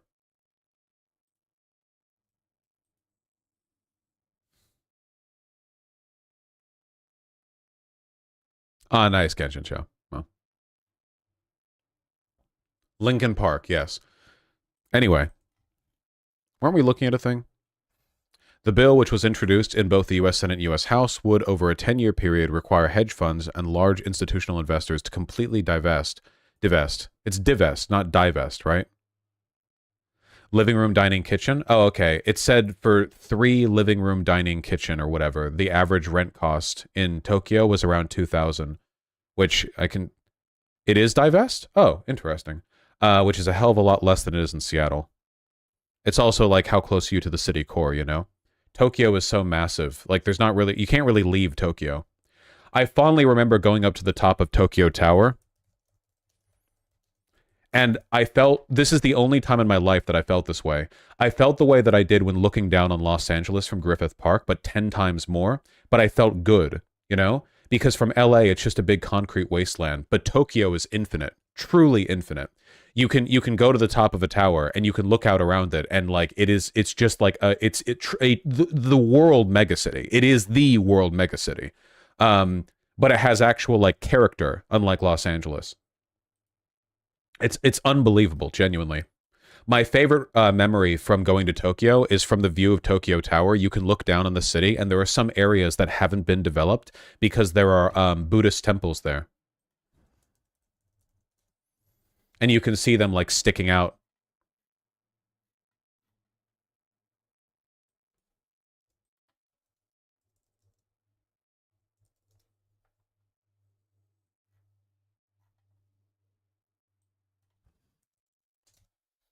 Can't find a good picture of it, though. Eh, whatever. They were pretty. I have, Captain. This, yes. Called the End Hedge Fund Control of American Homes Act. Very straightforward. The bill would require large funds to sell off 10% of their homes each year over a decade. That's actually pretty aggressive. 10% of all the properties, all the single-family properties they own each year over a decade for 100% divestment is yeah, that's actually pretty aggressive.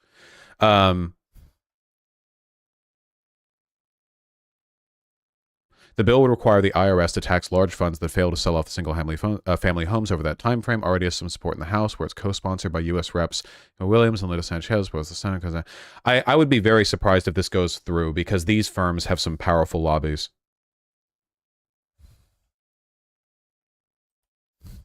The bill defines a hedge fund as partners, corporations, or real estate investment trusts that pool funds from investors and have 50 million or more in net value or assets under management, with exemptions for nonprofits and companies primarily focused on construction. Hedge funds failing to report single-family home purchases would face a $20,000 fine that would go towards a housing down payment trust fund. Huh. I think this should be more aggressive. This has a pretty high bar in terms of qualifying, I feel. Still, this is altogether really good.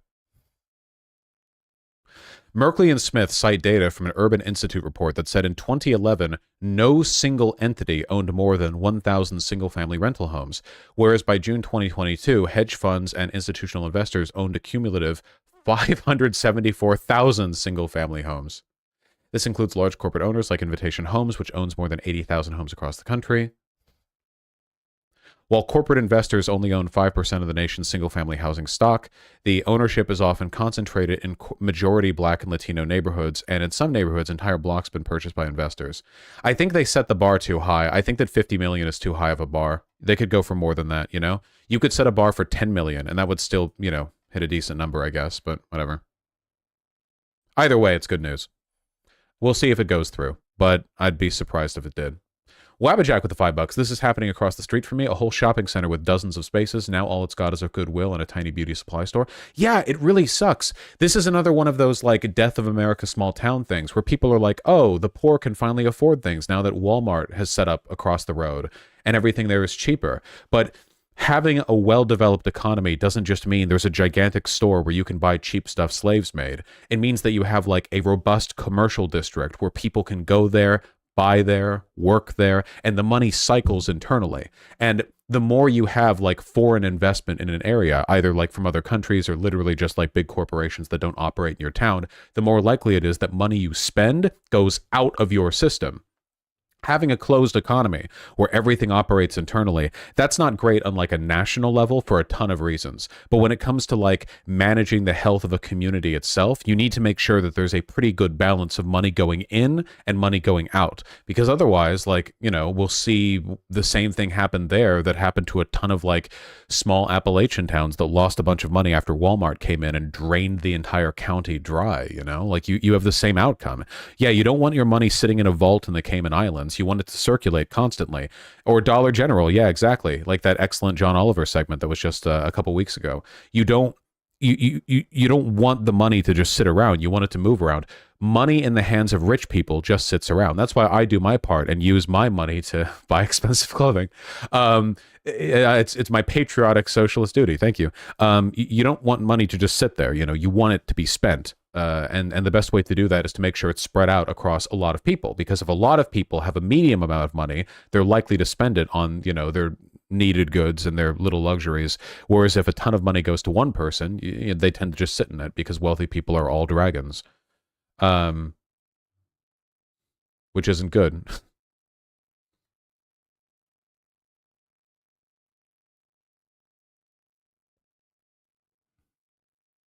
Exactly, Meowshi.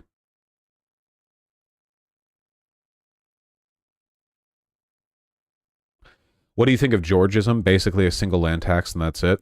I think that would probably be better in some cases than a lot of what we do, but in my mind, Georgism is mostly a meme. I mainly just see people like meme on Twitter like a land value tax would fix this or whatever. I've looked into it a little bit, and it seems like Georgism would probably be a better system in a lot of ways than the one we have now, but I don't think it's the best one. I think it's probably like it's like kind of a crank solution that works in a lot of ways, but you know, I don't know. I guess I'd need to see like a full write-up. The economy is complicated.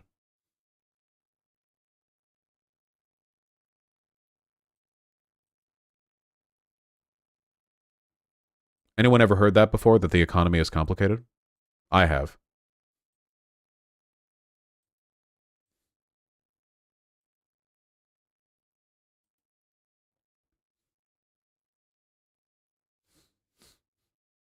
No, it's just the GDP and that's all. True.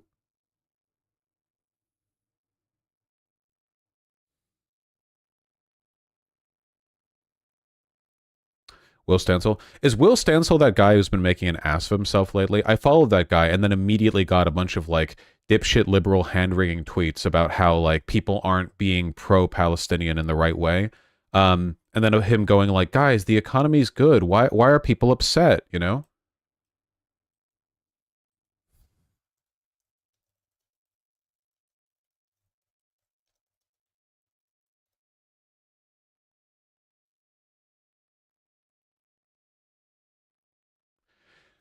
Guys, I'm going to simplify. I'm going to simplify economy for you. Are you guys ready for it? I don't think you're ready for it, but I'm going to do it anyway because this hot knowledge is something that you need to know. Okay? Are you ready? The one indicator that you can look to determine how well things are going economically, it won't tell you everything, but this is the one you should look to first, is how many Americans are living paycheck to paycheck. That is the determiner. There are so many ways to obscure people's economic suffering by pointing towards job growth. Well, are the jobs paying enough? Okay, what about average income? Okay, is it keeping up with inflation? Okay, well, maybe it is. All right, is the inflation like weighing everything proportionally, or is it the case that like essentials like housing and food are going way, way, way up, but it's cheaper than ever to buy a TV, you know?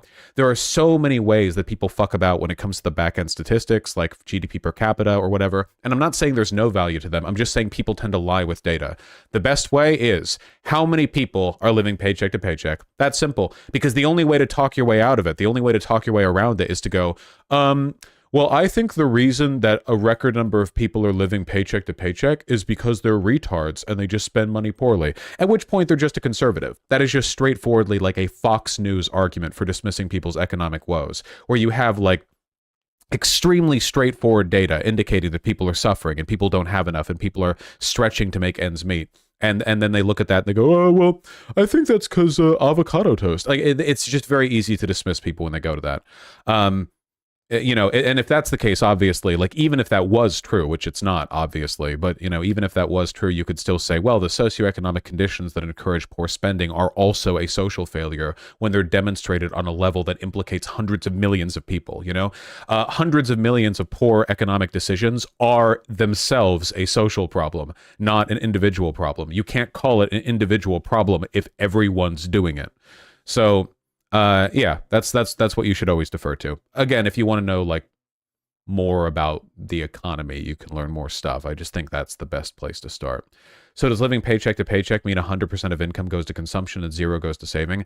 It's a broad descriptor. It doesn't mean 0% goes to saving. It basically just means they rely on every subsequent paycheck to pay the bills and the stuff they need, you know?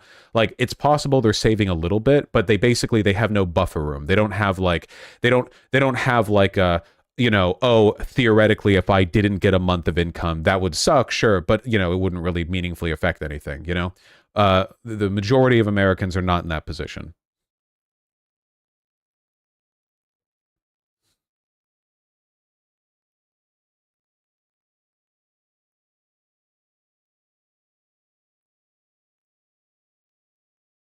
I think now Will Stansel trends way, way too much towards the why don't all these idiot kids understand that the economy is better than they think, you know? Like I don't respect that. The great injustice is not, hey, desperate poor millennials and Zoomers don't understand the economy well. The great injustice is that the economy is not treating them well.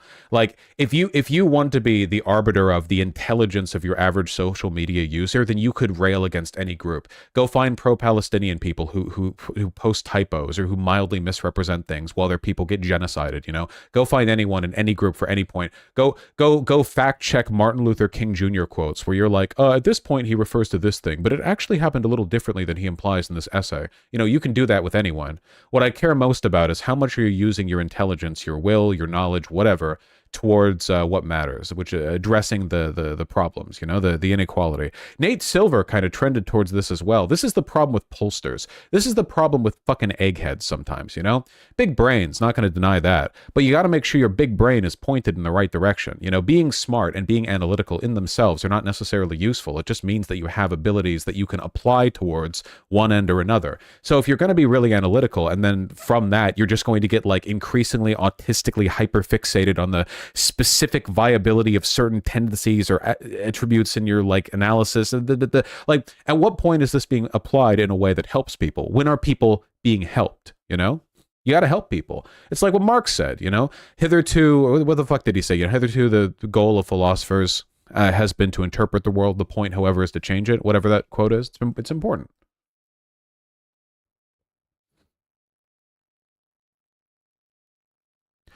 Remember that time someone said if you go into debt from a monthly bill, you're not living paycheck to paycheck? Yeah. Like, oh, you're not living paycheck to paycheck. You could miss a paycheck and still be fine. Just take on the debt.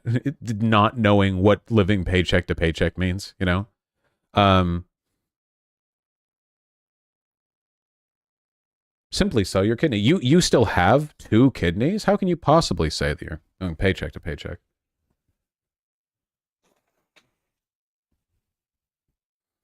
Just be homeless.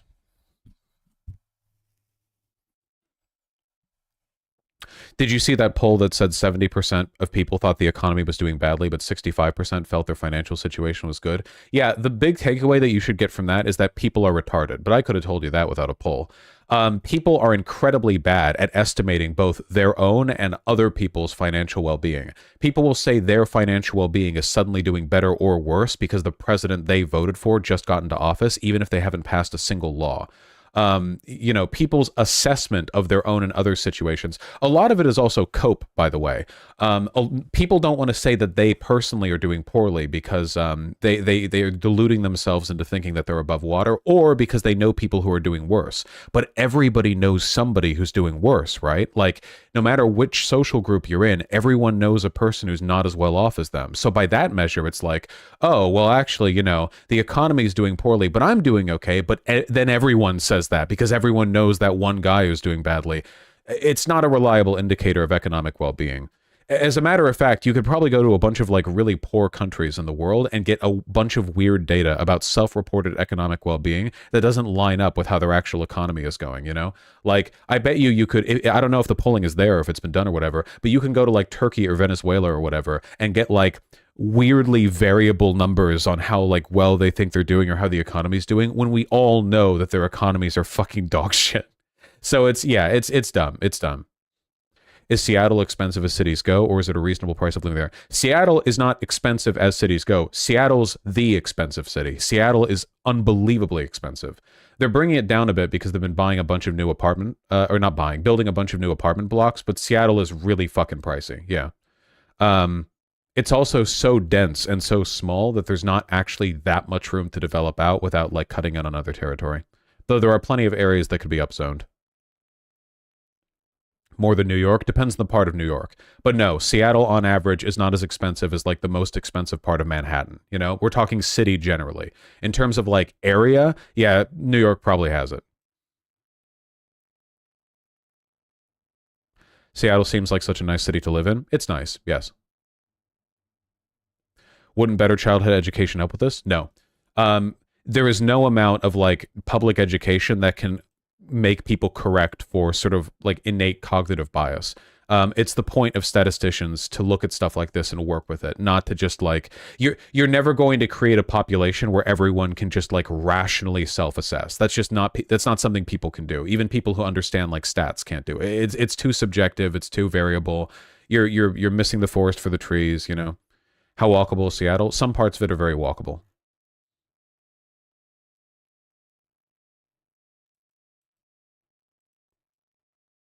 Well, that was a long rant. We feel good about that rant, boys. We feeling good. We feel like we ranted. We do good. Oh, got a raid from Letterboxd Live. What's up? We were just rambling about Seattle housing prices. I don't know if that raid just happened or if it happened a bit ago. Because YouTube doesn't have a pop-up that I can see unless I'm looking at the YouTube page. Yeah.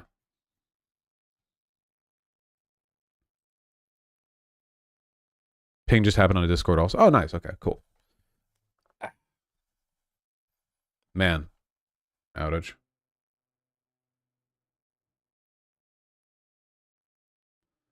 Hello, hello?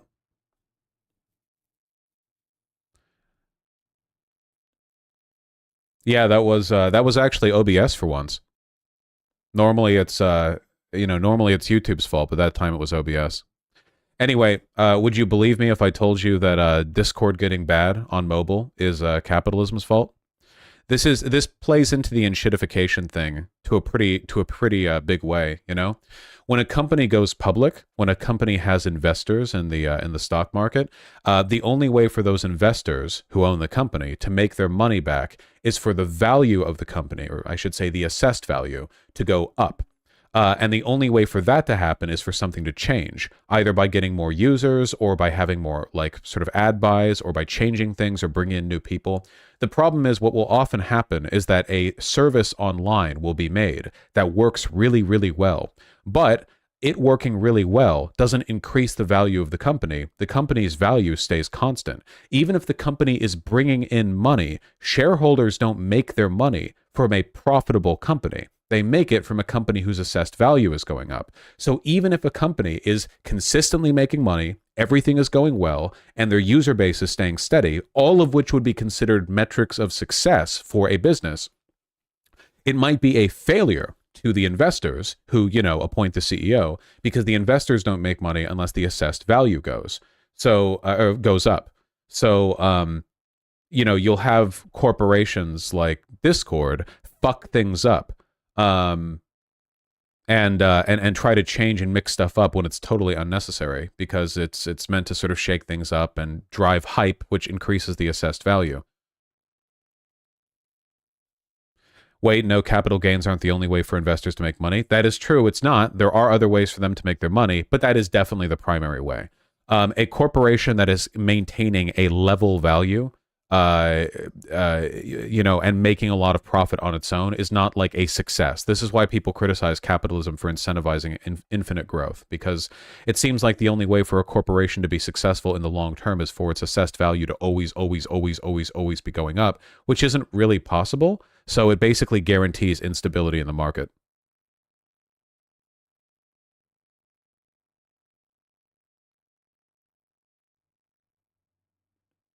Didn't this happen to Sears? It happens a lot. Intel has been getting around that by paying investors dividends. Yeah, and you can do that, but that has its own issue, which is like the investors at that point aren't even getting the money back for their investment. At that point, the investors are just getting paid like an employee that's actually doing something, because the system that you're supposed to pay investors back for just doesn't seem to work. It doesn't seem to incentivize good long-term growth. But yes, I think that's probably better than purely relying on capital gains, because if you only rely on capital gains, you get shit like what's going on with Discord Mobile.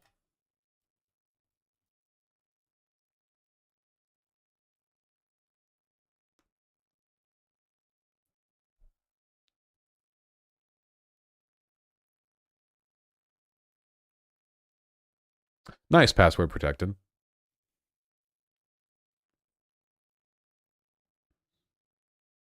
I think dividends incentivizes staying invested and keeping a company steady. I don't know how much they would be proportionally anyway. Investors still tend to prefer shaking things up. What's the issue with the new Discord UI? I don't know, but people don't seem to like it. I don't use Discord on mobile.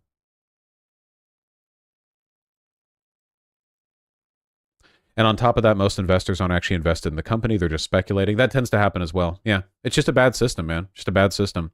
Stock market investment, like as it currently exists, just dumb and gay. Just not good. Incentivizes a lot of bad shit.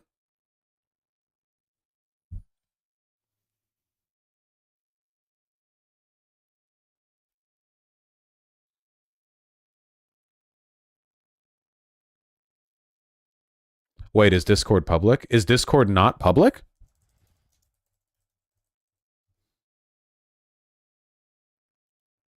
I was under the impression they were.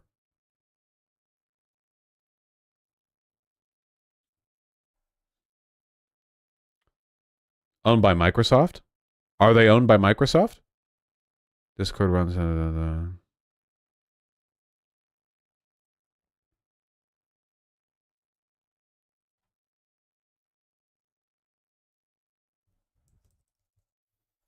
Microsoft announced it would provide... Who owns Discord? Who runs it? Privately owned by Discord Incorporated. Privately owned by Discord Incorporated. Some leading investors in Discord include Sony, Tencent, Index Ventures, Dragoneer Investment Corp, Franklin Templeton, Fidelity Investments, and stuff. Okay, yeah. So it's not, it's private, it's not in the market. However, it has like a ton of investors. Okay, gotcha. So essentially it's open to investment, but not on the open market. Yeah. So it's not public. But so the criticism still holds. Microsoft buyout was canceled. Yeah. Same dynamics and incentives pretty much. Yeah. It's still the same system where like they're beholden to their investors. Yeah. I don't know what percentage of it is owned by them, but presumably a pretty significant portion of people like fucking Tencent are involved.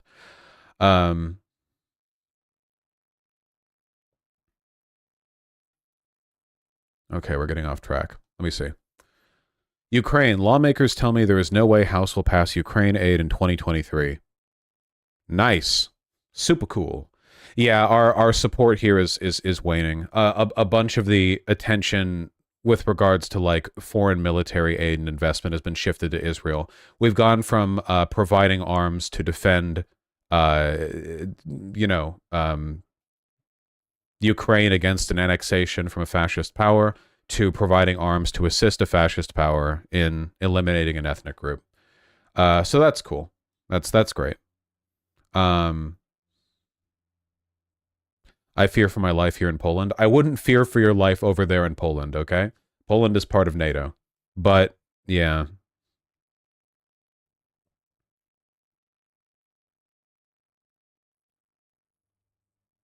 It's not that. It's the Speaker of the House is trying to force the Dems to include insane border policy with the Ukraine aid. Tell me about it. That wasn't euphemistic. Tell me about it. What is happening? Ukraine aid border bill. Here we go. U.S. Senate Republicans block Ukraine-Israel aid bill over border dispute. Oh, okay. So it's both Israel and Ukraine aid. Gotcha. Emergency spending bill billions to security assistance was blocked as Republicans pressed their demand for tougher measures to control immigration at the U.S. border with Mexico. Okay. Nice. The vote was 49-51. God damn. Leaving the 110.5 billion measure short of the 60 votes needed to the 100 member Senate to pave the way for the debate, threatening Joe Biden's push to provide new aid. Nice. The ability to earmark bills like this, such a wonderful fucking element of our democracy. Isn't that what's been going on for a while now? Yeah, they try to like earmark everything.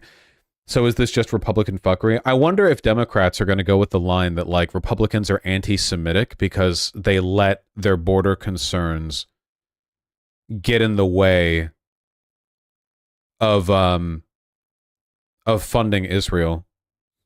Bernie blocked it too. Was he one of the no votes? For whom? Yeah, the vote was along party lines with every Senate Republican voting no, along with Bernie Sanders. Yeah. Independent who generally votes Democrats, but has expressed concerns about funding Israel's current inhumane military strategy against Palestinians. Yeah, I mean, this is what you get when it's like, oh, here's a bill where you fund Ukraine and Israel. You know, it's not. However, 50 billion for Ukraine would be nice, plus 14 billion for Israel. Nice. As it battles Hamas in Gaza, known thing that they're doing. Chuck Schumer also voted no so he could introduce the measure again in the future. Schumer noted the risk if Ukraine falls, saying it was a serious moment that will have lasting consequences in the 21st century, risking the decline of Western democracy. Republicans said it was essential to make their case for tighter immigration policies and control of the southern border.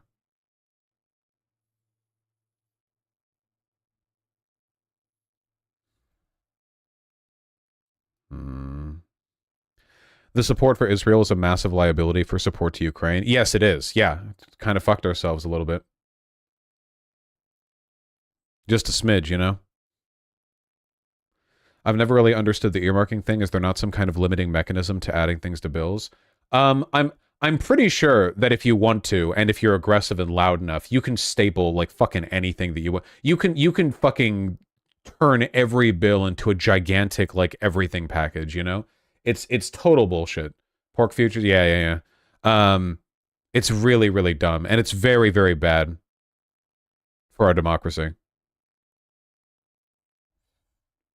The emergency spending bill, $20 billion for border security. Has Ukraine ever denounced Hamas? Yes. Unfortunately. Hold on. Yeah, I guess Ukraine's not getting any more aid this winter. That's pretty bad.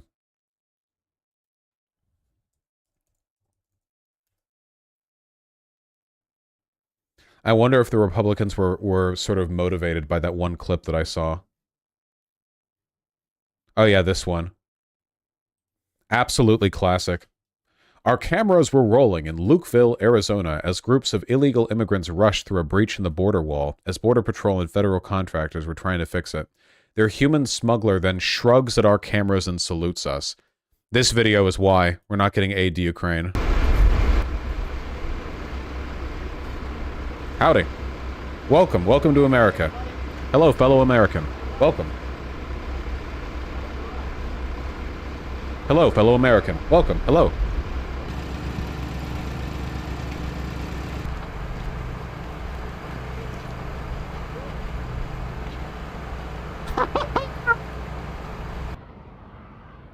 Good luck, dude.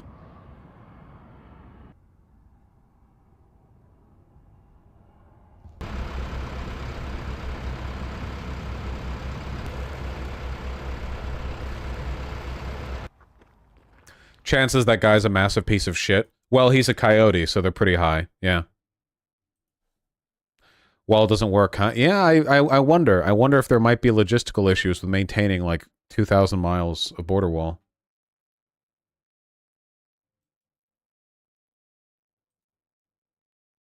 Hmm.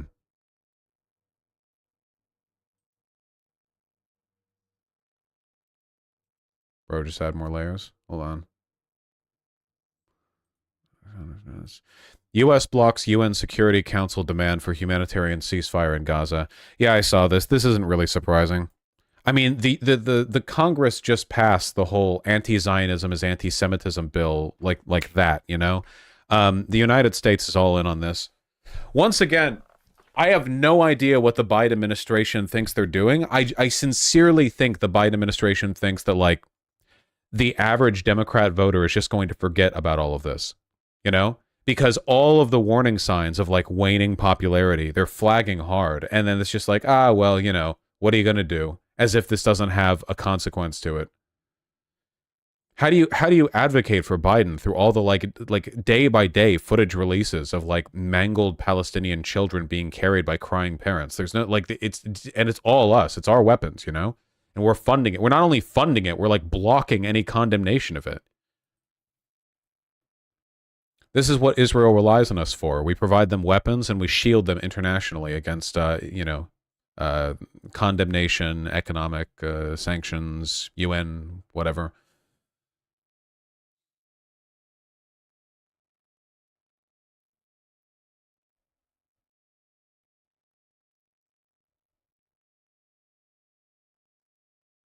Ugh.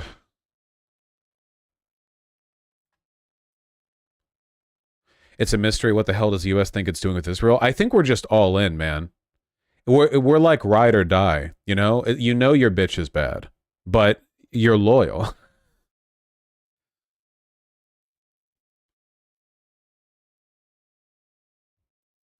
Yeah, we can fix her, exactly. Joe Biden approval rating. 538. Yep, still trending negatively.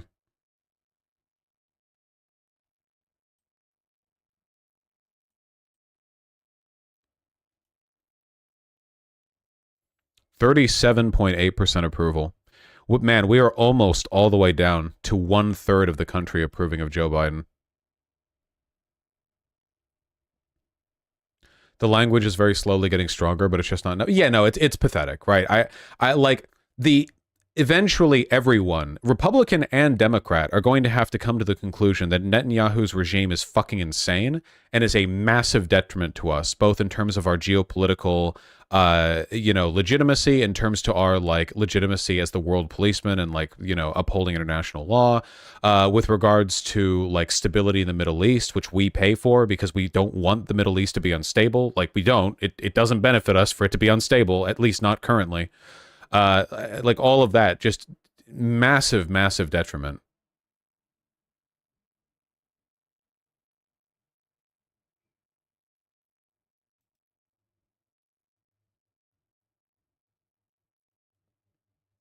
Teletech, you can give me the nuance if you want. What do you think will happen after Israel has all the territory and tries to take Lebanon or another country? You mean more of it? No. Man, I don't fucking know. I mean, who the fuck knows, man? Netanyahu is super unpopular, but there's a reasonable chance, I think, that, like, democracy basically doesn't happen again in Israel because he's very autocratic, and it's very clear to him that, like, he's doing the same thing that Maduro is doing in Venezuela, you know? Going all in on the, like, you know, national security bit. His cabinet is filled with lunatics who call for greater Israel and who clearly just want the Palestinian people gone. It's just, yeah, I have no idea. At a point, even Republicans are going to have to withdraw themselves from this, right? I think Republicans are already demonstrating a willingness to do so because they didn't vote on the funding bill for Ukraine and Israel, thus risking being accused of being anti-Semitic, but Unironically, how far can Israel go until America stops supporting it? I have no fucking idea. It seems like there's been... the real question will be what happens to the Palestinian people when the IDF moves south. So the basic issue right now is so far 17,000 people are dead, the vast majority of which are civilians. That is an amount of people, okay? So this right here is the line, okay? For the most part, the IDF is over here, and they're slowly moving block by block, claiming city street by city street through a midst of gunfire and presumably IEDs and a bunch of other crap. When Vaush, they're already moving south? Yes, but most of their forces at the moment are concentrated here. As you can see by the blue, they are moving in here as well, but the real question is going to be, what happens when they move into the area where the Palestinians have been forced into? Most of the Palestinians are out of here. They've moved south, but that means a lot of the people down here in the southern portion are Hamas. And Hamas isn't going to just, like, you know, give up, which means that the IDF is going to have to push a line moving further and further south while the density of Palestinians gets more and more concentrated. Here, let me see if I can find that article. Where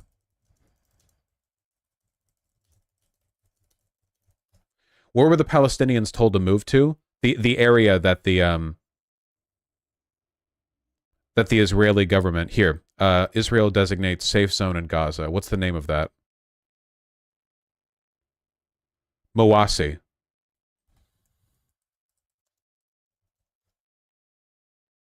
Yeah. Give me a map, give me a map, give me a map. The safe zone that the IDF has designated is literally like a barren strip of nothing. Meanwhile, the IDF is flooding. They've already started doing this. Gaza tunnels with seawater. Is this confirmed? IDF... I saw that they handed out pamphlets to this. Yeah, yeah, it still says they plan to. Okay, so this is still a plan, not something they've actually done.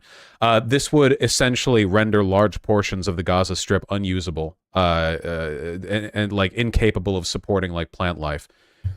Salt water, plants don't like salt. You know how it is.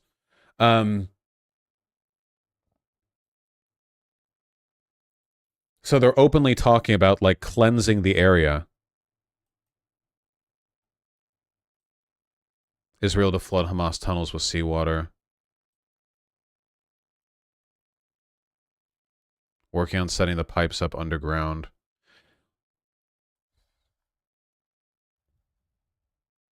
Mawasi, hold on. Israel, Mawasi map. Show me Mawasi, show me where it is, show me the map. It's all this one fucking photo. I want to see where they are on the map. God damn it.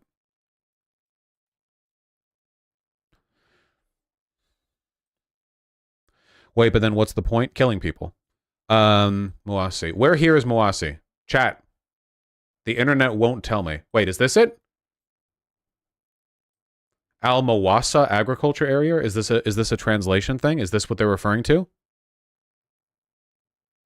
Yes? Okay, I was saying Mawasi in the article, but this is it. Mawasa. Okay. Mawasa agricultural area.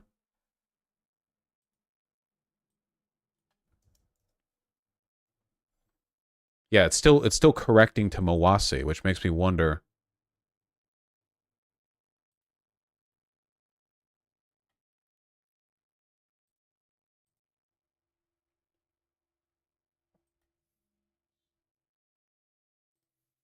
Here we go. This is it, I think. This light green area, which is what we're looking at. I think this is the currently designated safe zone. The IDF keeps releasing, like, changing areas of safety. Like, we won't bomb these areas, but of course they have been. They've definitely been shelling the southern portion of the Gaza Strip pretty regularly.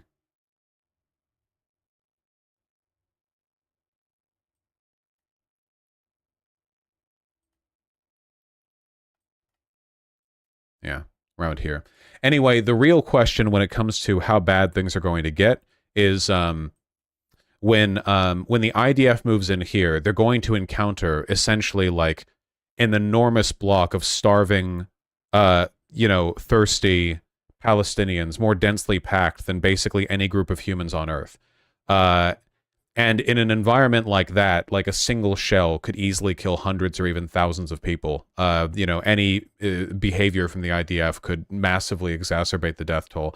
So what's going to happen, right? Like, where do all these Palestinians go? The northern part of the Gaza Strip is mulched. There aren't any buildings to live in. There's no, like, property to return to. It's gone. So you can send people up here to die, I guess. That's an option. The IDF seems like they're going to keep doing this all the way moving south. So where? Where will they be taken? My guess, my personal guess, and I can't see the future, so I don't know. I'm not operating on any secret knowledge here or whatever. But my personal guess is that the IDF is deliberately constraining the Palestinian refugees to an unlivably dense and poorly maintained area in the hopes that more and more of them start to break south and try to escape into Egypt. I think that that Israel is trying to pressure Egypt into opening up its border for a mass wave of Palestinian refugees, or to simply force a bunch of Palestinians into Egypt where they will die en masse, and their mistreatment will be blamed on Egypt rather than Israel. I think that's the goal. The goal is to subject them to conditions where the only way they think they can escape is by going into Egypt, and then they will blame Egypt for the, no doubt, innumerable corpses that will, you know, be produced as a consequence of that.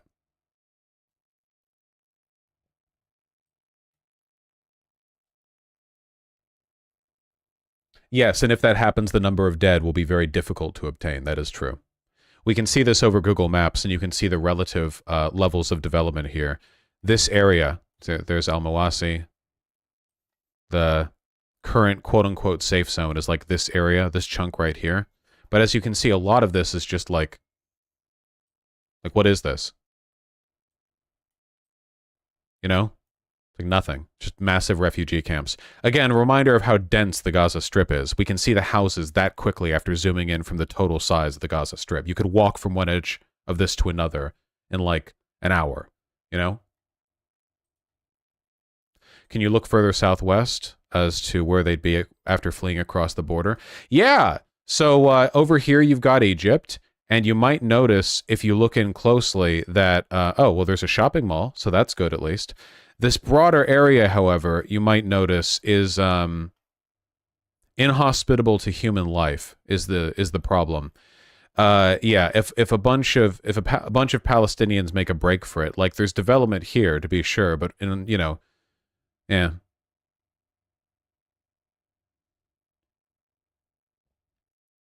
You haven't mentioned the underlying goal, which is the free real estate for Israel to now build on top of. I actually don't think this is about real estate. Certainly Israel wants the land because every nation state wants land. But the real reason look at this tiny amount of land right here. The real reason Israel wants this, I think, is because they just want to kill a bunch of Palestinians. It's a matter, it's the fascist in-group, out-group dynamic, like distilled to the most obvious and simple point. That is incredibly politically important for the Netanyahu regime and for a lot of, let's be clear, like Israeli people generally and of previous regimes, to facilitate the elimination of the Palestinian people in Israel as part of their like full sort of like ethnically, culturally, and religiously homogenous occupation of the Holy Land. I don't think a lot of them know that for sure, and I don't think a lot of them are that explicit about it, but that sure does shape the language that they use, the rhetoric, the behavior they engage in. So yeah, I think that's the main thing, you know? Like, I really think that the intolerable fact to them is simply the presence of Palestinian people here.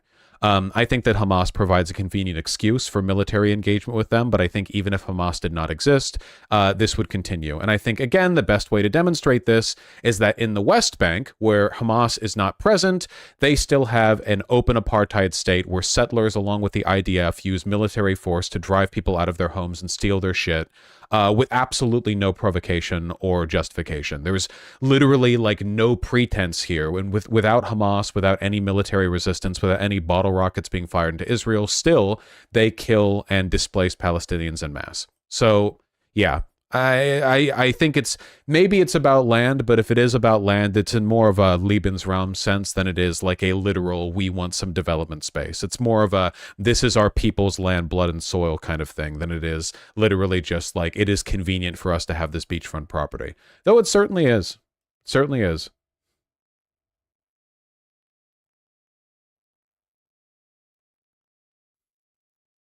Why do liberals defend this on Twitter?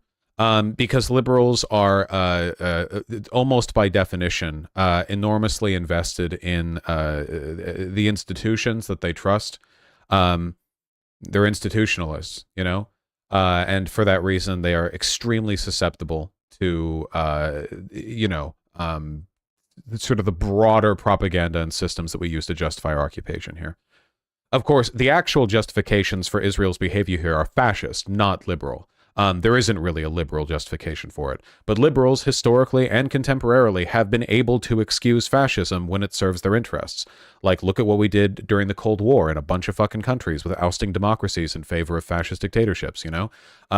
Liberalism is not completely ideologically vaccinated against fascism. It'd be nice if it was.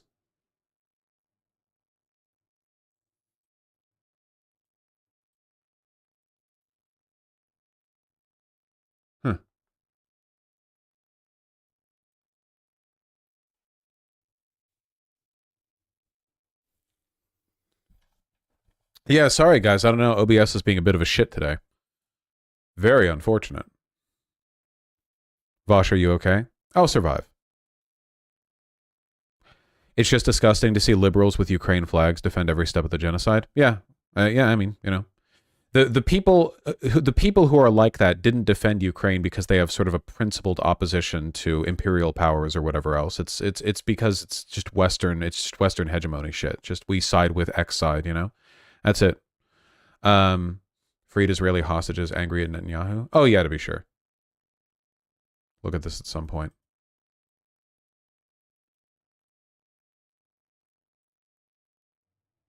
What is this?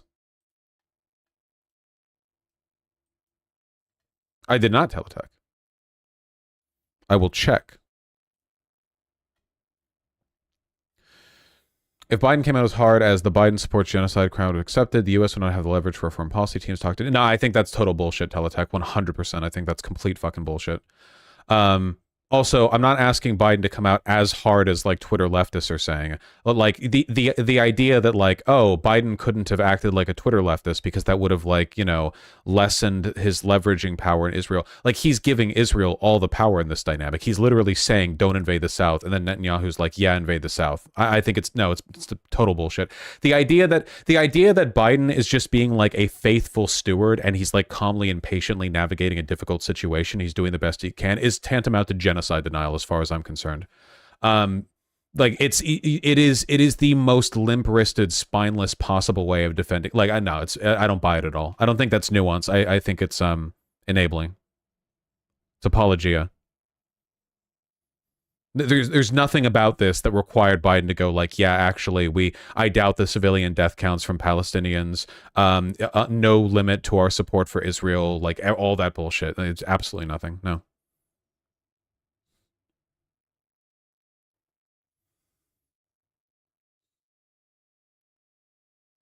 Oh fuck, Vaush, look at the links. What links?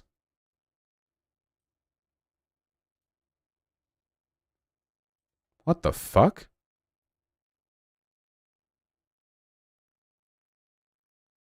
Hunter Avallone almost got murdered by his wife's ex. He shot at their house. Warning, what the fuck? Wait, hold on.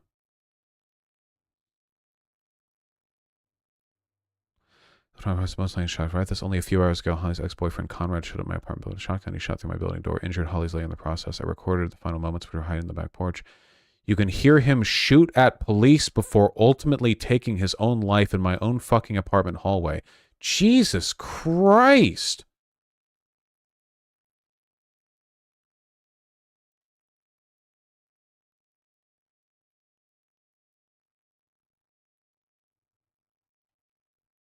I can't show this clip on YouTube, which I don't apologize for.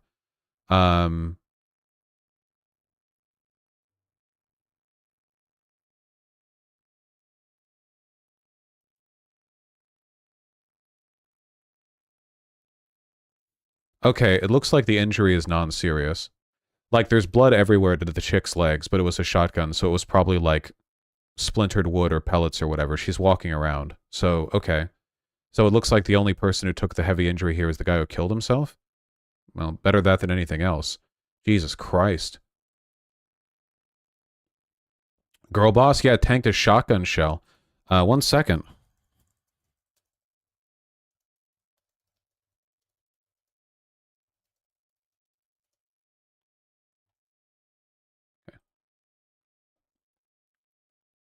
Shotguns create a lot of grazing. But yeah, it's shotgun, you know. Glad that they're not dead, you know.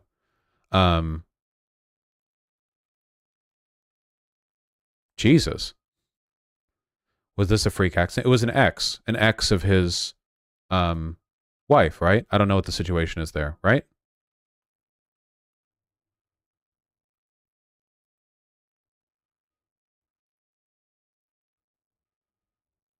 Girlfriend? I don't know. Partner, whatever. Gee, I wonder why she dumped him. Yeah, the fucking the ever prescient statement, you know? Men are afraid of women laughing at them, and women are afraid that the men will kill them. You know.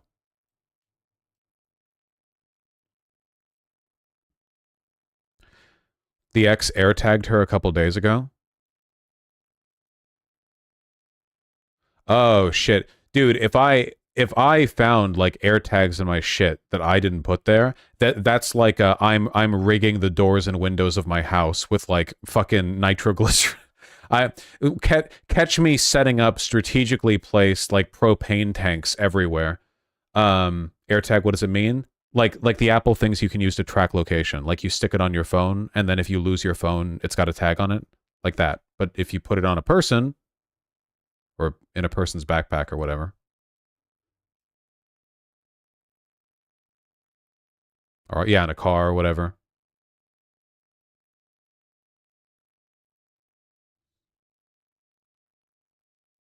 Giant creep factor. Well, he showed up, shot through the door, and then killed himself. So I think giant creep factor might actually understate it a little bit, you know? Giant creep factor is like a guy who habitually ass grabs at bars. I feel like this has escalated somewhat. Yeah, I'm glad they're okay. Shit, that could have been really bad. Like, they could have died.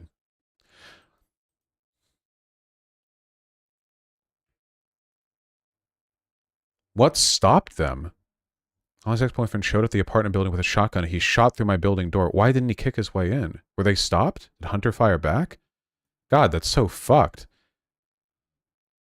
Well, hopefully they'll be okay. Though, as he said mentally, the police couldn't have shown up, like, that quickly. Unless they did. I don't know. Are they outside? Well, he had a shotgun, King Jar, but yeah, I know.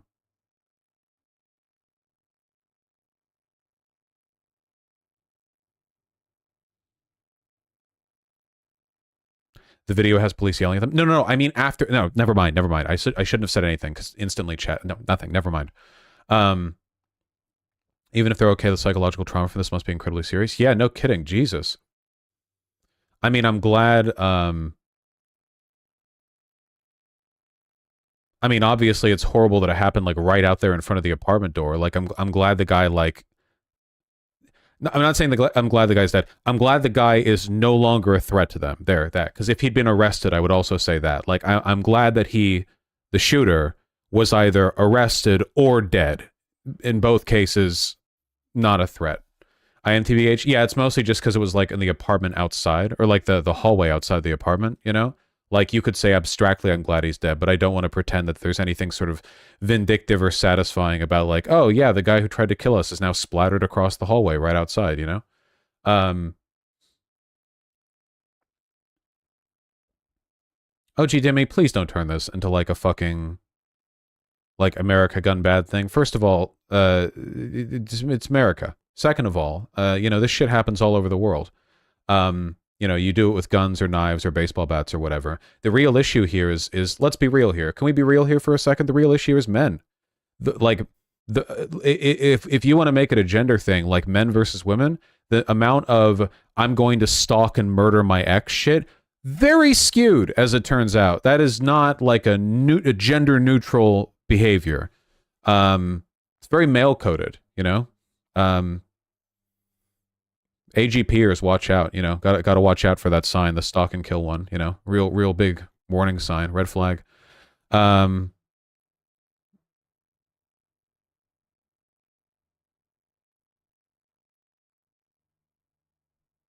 Hmm. Red pill shit unironically makes this more common. I think it's less common than it used to be because the world is less violent than it used to be, but it's always been a really big issue. Men just get really it's really simple, guys. Men get really fucking jealous and possessive about their partners or their exes or people who they want to be their partners or whatever else because they think of women as objects that they need to possess. And if they don't possess them or if they lose them or anything like that, it's an indication of their like emasculation. You know what I mean? And that's it. And that line of logic, you know, guys will literally die to prove that they're men. You know, this is clearly something that people will throw a lot of risk into. So yeah, it's really just that. Yeah, it's pretty fucked. Yeah. What about gay men who do the same? I mean, same basic idea, right? It's applied differently, but this is mostly a man on woman thing. But yeah, it functions basically the same. It's not like women don't do it either sometimes, but like it is definitely like a thing that guys do to girls for the most part.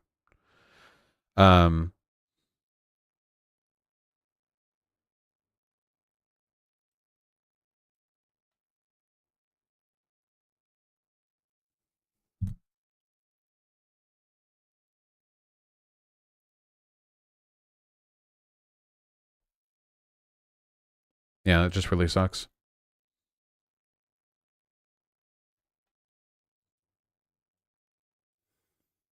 Here, I want to listen to the audio from this. The audio shouldn't be TOS, but I'm curious. I've only like clicked through it. I still can't show it. Are you recording? Conrad has shot Holly in the leg. Excuse me? We don't know. All I know is I got a call from my landlord that said he was trying to get into the building. The suspect, sorry. The suspect was trying to get into the building, and then there was something shady about it. We didn't know. Yeah, he had a gun under his coat. And he had a gun under his coat when he came out, and then when we walked up... Oh! He's at the door. He's at the door. Please come in, please come in. Please hurry. Please. Oh, he's still fucking there. Okay, he's pounding really hard at the door. I hear shouting.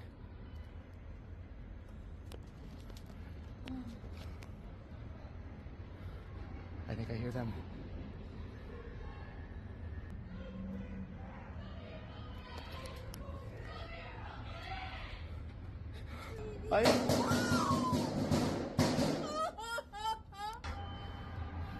Jesus Christ.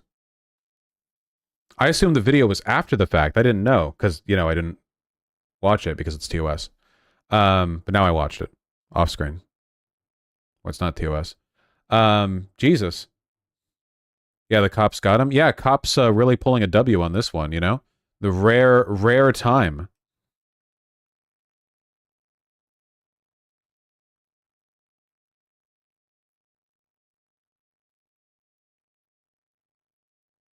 No, Koros, what the fuck?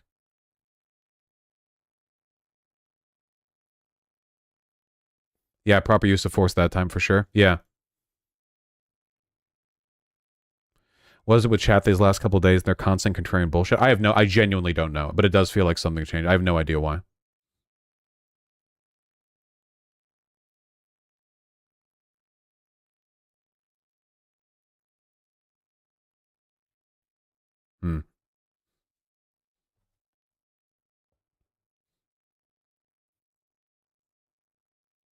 TYT gas leak going global. Gross, you need to listen on your listening skills. Work on your listening skills. Yeah, damn. Well, I guess there's not really that much to say about this. Jesus.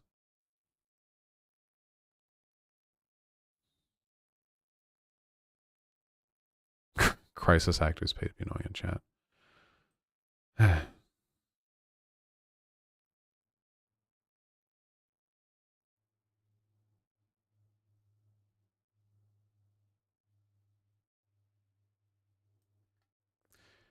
Cringe lords in the comments are shitting on Hunter for being anti-gun. Yeah, I mean, a consistent... It's a very consistent trend when it comes to, like, any time anything bad happens to a person who argues with conservatives or is a publicly known liberal or what, anyone like that, is that conservatives will well and truly do not care about human life. One of the best examples of this is any time like a white person is injured by a black person, their concern immediately is just being racist and has like none whatsoever for the victim of the crime. One of the clearest examples of this is if it's a white woman whose boyfriend is black and the boyfriend hits them, as if, you know, boyfriends hitting their partners wasn't like a general issue. They don't give a shit about the white woman. In fact, often they hate her. They hate her because they're jealous. They don't have a partner. They're like incel pilled or whatever. They're mad at, you know, Tyrone for stealing the good white girls or whatever. So they project all that shit and they don't care about anything like on a human level. Yeah, it's been known to happen. Anyway,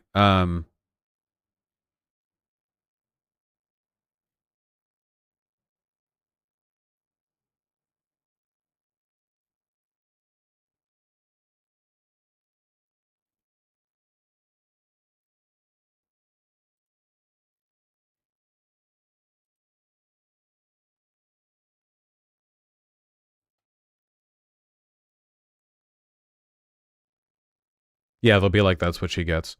Well, hopefully people are good to Hunter about it. Sorry, just got distracted looking at the comments.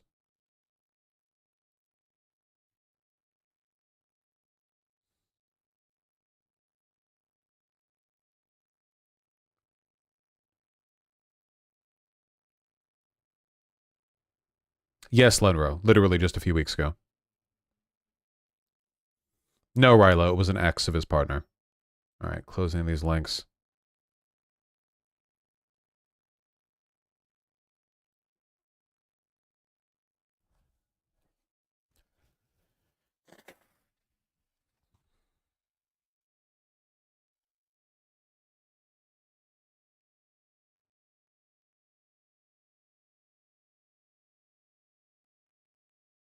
Some dumb fuck lib in his replies was going like, you're either making goated content or you're faking. You can see this present in VGG at the moment too. The problem is like, a lot of people have giga autism and don't understand when the appropriate time to be serious is. So sometimes there will be like a really serious topic on stream and most of the people in chat will understand, but there will be somebody who has never touched grass, who doesn't understand any like tone shift or contextual, none of that, just can't perceive it or doesn't care, which is, I guess, also a possibility, and then immediately makes a huge ass out of themselves. Yeah, no, it's not always malicious, though I think sometimes it's demonstrative, at the very least, of an extremely inconsiderate person. And they just keep at it.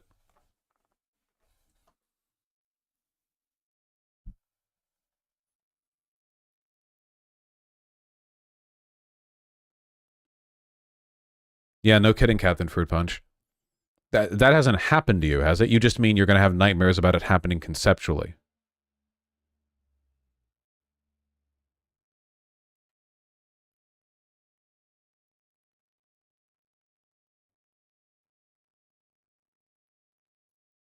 No, what happened, lol? Ah, Jesus.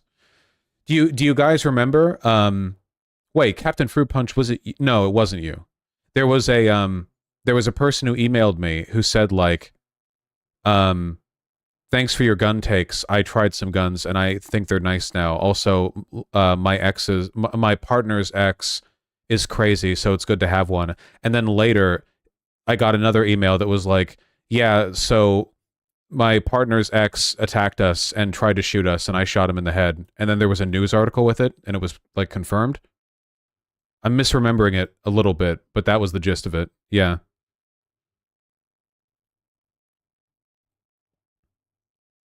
I'm glad to hear that, Captain Fruit Punch.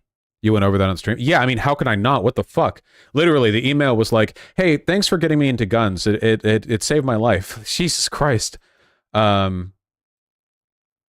Yeah.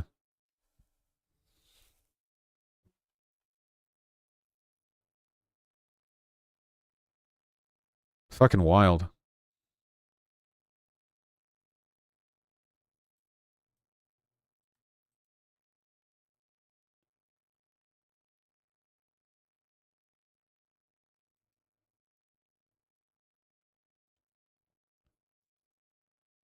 Yeah, of course, Captain Fruit Punch. Oh, gotcha. Code Monster has the link to that incident, the Vaush, the stream on the Vaush, the fucking Vaush pit video segment on it. I don't want to go over it because we've got enough bad vibes in here at the moment. Though I am glad that they're all right. And that Hunter's all right. And that Hunter's partner is okay. Admittedly with a bloody leg, but, you know, she was standing. Presumably she'll be fine. Probably stings like shit, though. I've been doing it less lately, boss.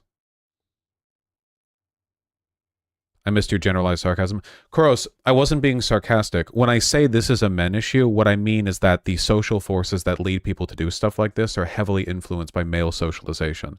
But that doesn't mean that any man is equally likely to do it. Like, Hunter Avalone is a guy. I've heard many reports of this, and the other guy was a guy, and this does tend to be a guy thing, but it's not just any guy, right?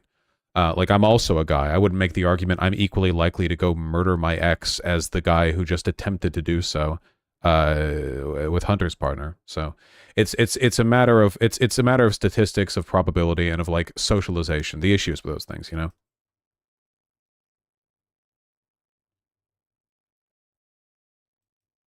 Oh man, that slowed my brain down. Not you, I mean the whole thing. Jesus.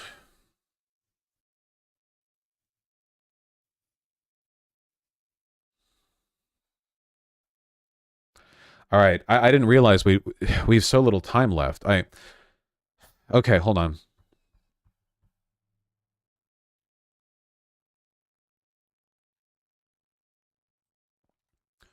What is this link? Pregnant Texas woman says she's hopeful after judge grants emergency request to get her an abortion. Yeah, my understanding is this woman, it has, yeah, there's a condition where if she goes through a regular pregnancy, not only is the fetus basically like guaranteed dead, but it also could be at great risk to her. And there was a prosecutor who was threatening to charge her with murder or something, but apparently she's been given an emergency request from a judge. Yeah, I think, is this article from before or after the threat from the prosecutor?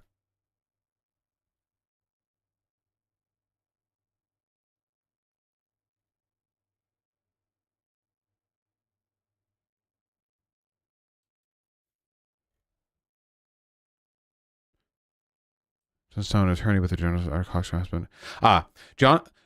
Jonathan Stone. Does Jonathan typically have an H when it's Jonathan? Like, I know John has an H, but doesn't Jonathan usually just go Jon? Jonathan Stone, an attorney with the Texas Attorney General's office who represented the state in her hearing, argued that Cox and her husband had not sufficiently demonstrated that they would suffer immediate and irreparable injury without an abortion. The only party that's going to suffer an immediate and irreparable harm if the judge grants the requested order is the state. Stone pushed instead for an evidentiary hearing. Texas Attorney General Ken Paxton, this guy's a lunatic, by the way, open fascist. He's the one who said that he would be ready to enforce anti-sodomy laws if it was made legal. Asked the Texas Supreme Court to issue an emergency stay to block the judge's order. Yeah, so right now, I guess the Texas AG is fighting tooth and nail to make sure that this woman whose fetus is dead has to, you know, carry forward birth.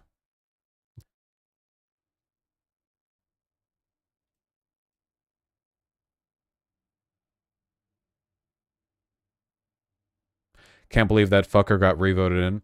Yeah, well, if it's any positive news, keep in mind that behavior like this is negatively polarizing women of all races and socioeconomic backgrounds towards Democrats. It's really difficult to look at stuff like this as a woman, and you know, not take away. Yeah, this is not very popular behavior. The fetus is dead. What the fuck is going on? It doesn't matter. Wasn't there literally just a case of a woman being charged with like improper disposal of a corpse because she'd had a miscarriage in a toilet and flushed it or something? Which is, by the way, sounds horrible, but it also happens all the time. It's a miscarriage.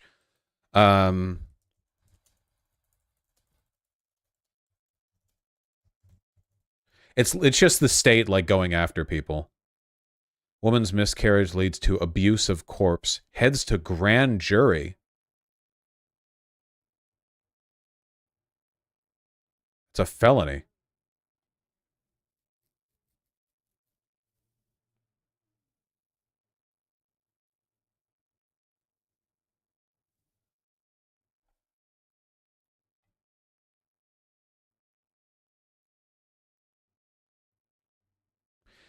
I guess the implication from the state is that if a woman has a miscarriage, she has to, like, get a to-go box and bring it to, like, a crematorium or something, or, like, bury it in the yard. I have no idea what the implication of that is. It's a miscarriage. Like, that's literally what the state is saying. Like, yeah.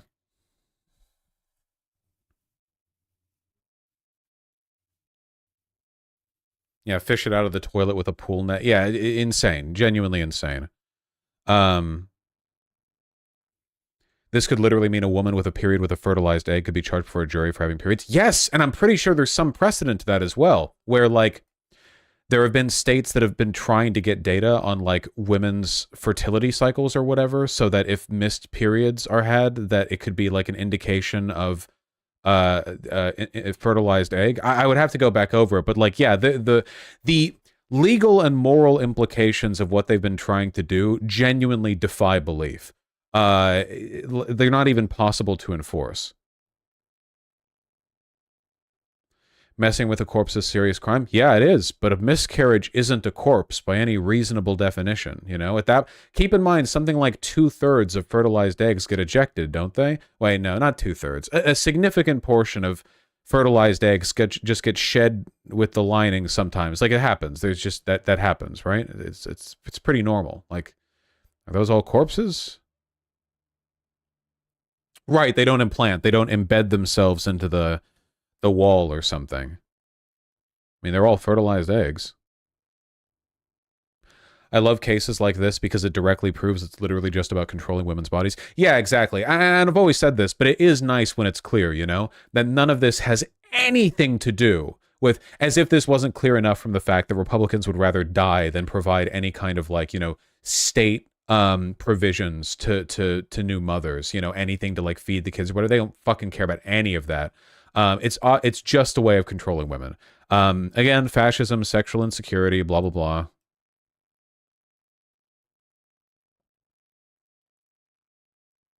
Wait, I'm confused. Can Vaush explain what a uterus is? A uterus is the thing that they draw in the transparency shots where you see the cum go, like, up into it and splash like somebody's popped a cork on the champagne, you know?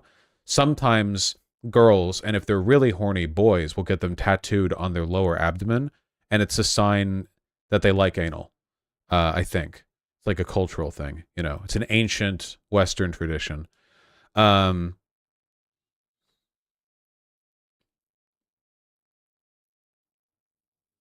Well, that's a great idea. I didn't make it up. It's like a succubus thing.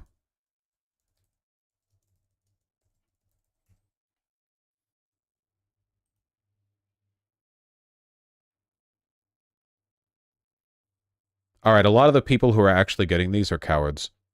They're not nearly large enough. If you're going to get a goddamn uterus fucking womb tattoo, you got to make that shit huge. But whatever. I forgive them.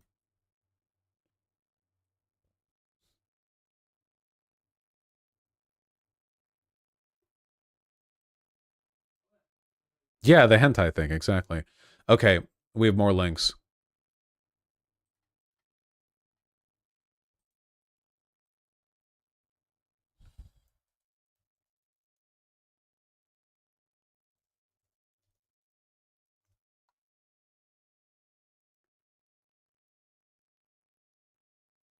Guatemala electoral court chief says election unalterable after protesters seek to annul results.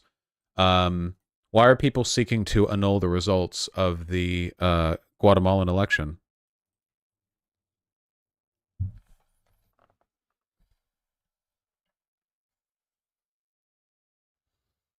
Who's leading these? Oh, prosecutors, not protesters. Sorry, I'm hungry. Prosecutors, not protesters. I just saw protesters down here. Why?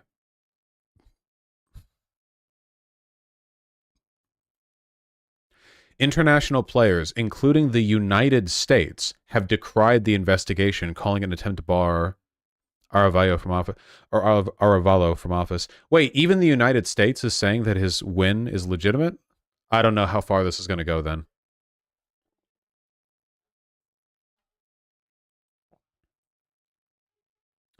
U.S. expresses support for Guyana's sovereignty amid border tensions with Venezuela.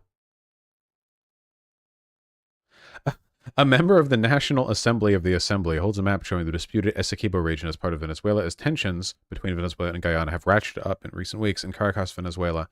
I like this shot. It's like we've caught them doing something naughty. Like you've got a guy in Venezuela who's eyeing this map hungrily, and we've sort of like snuck an embarrassing photo of them salivating over all that territory.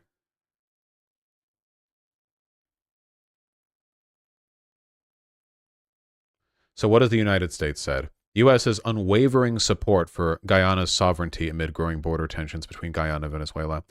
This, the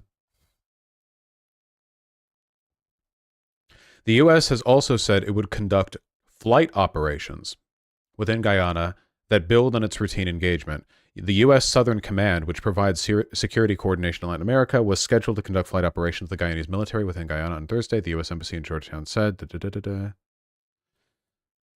Could we give them democracy? Guyana has democracy. We'd have to give Venezuela democracy. I think there's no fucking way that Venezuela actually goes through with this, right? Like, there's no fucking way. If we're going to the point, if we're making public statements about our support for the territorial integrity of Guyana, that kind of implies that we would be willing to do something about it. Would Venezuela be willing to even slightly risk that? Yeah, they've just leaned into it pretty hard, to be honest. But, of course, Russia did invade Ukraine, so... We don't need any more bullshit wars, Jesus Christ. No, we don't. Though, to be fair, this would be pretty easy for us. All we need to send is a carrier group down off the coast of Guyana to prevent the Venezuelan Navy from moving to port. And that would probably be all you'd need, right?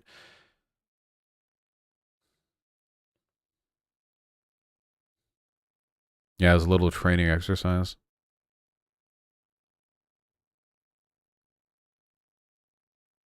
The taboo on land grabs seems to be completely gone. Yeah, and to be fair, a lot of that is our fault. The United States has basically no leverage whatsoever to uphold international order when we support what Israel is doing.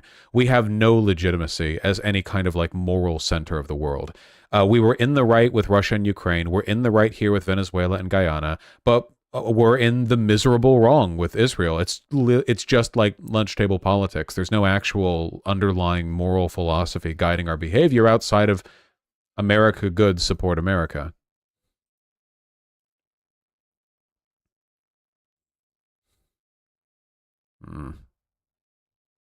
But yeah, the land grabs are probably going to get worse. We also have what's going on with Ethiopia and Eritrea as well. So I guess we'll see if anything happens there. Though that's very much a 99% Hitler versus 100% Hitler deal.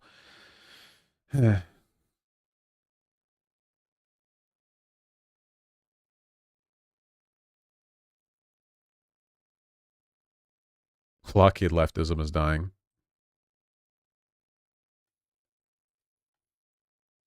I don't think outside the West, America had perceived moral legitimacy. That's the thing. We don't, but we could. It's not impossible.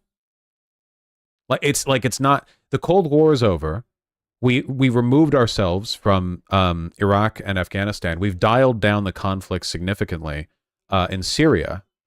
We could, condemn Saudi Arabia for what they're doing in Yemen.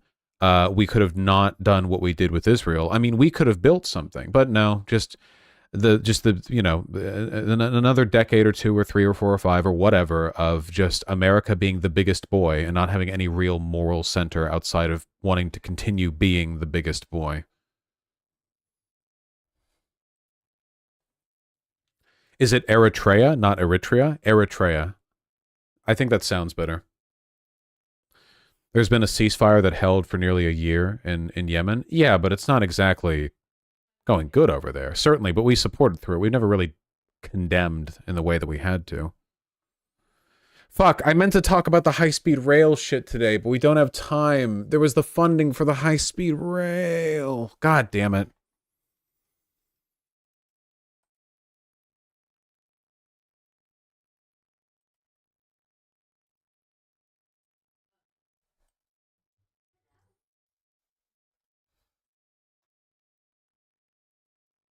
The legacy is what you have done and what you have built.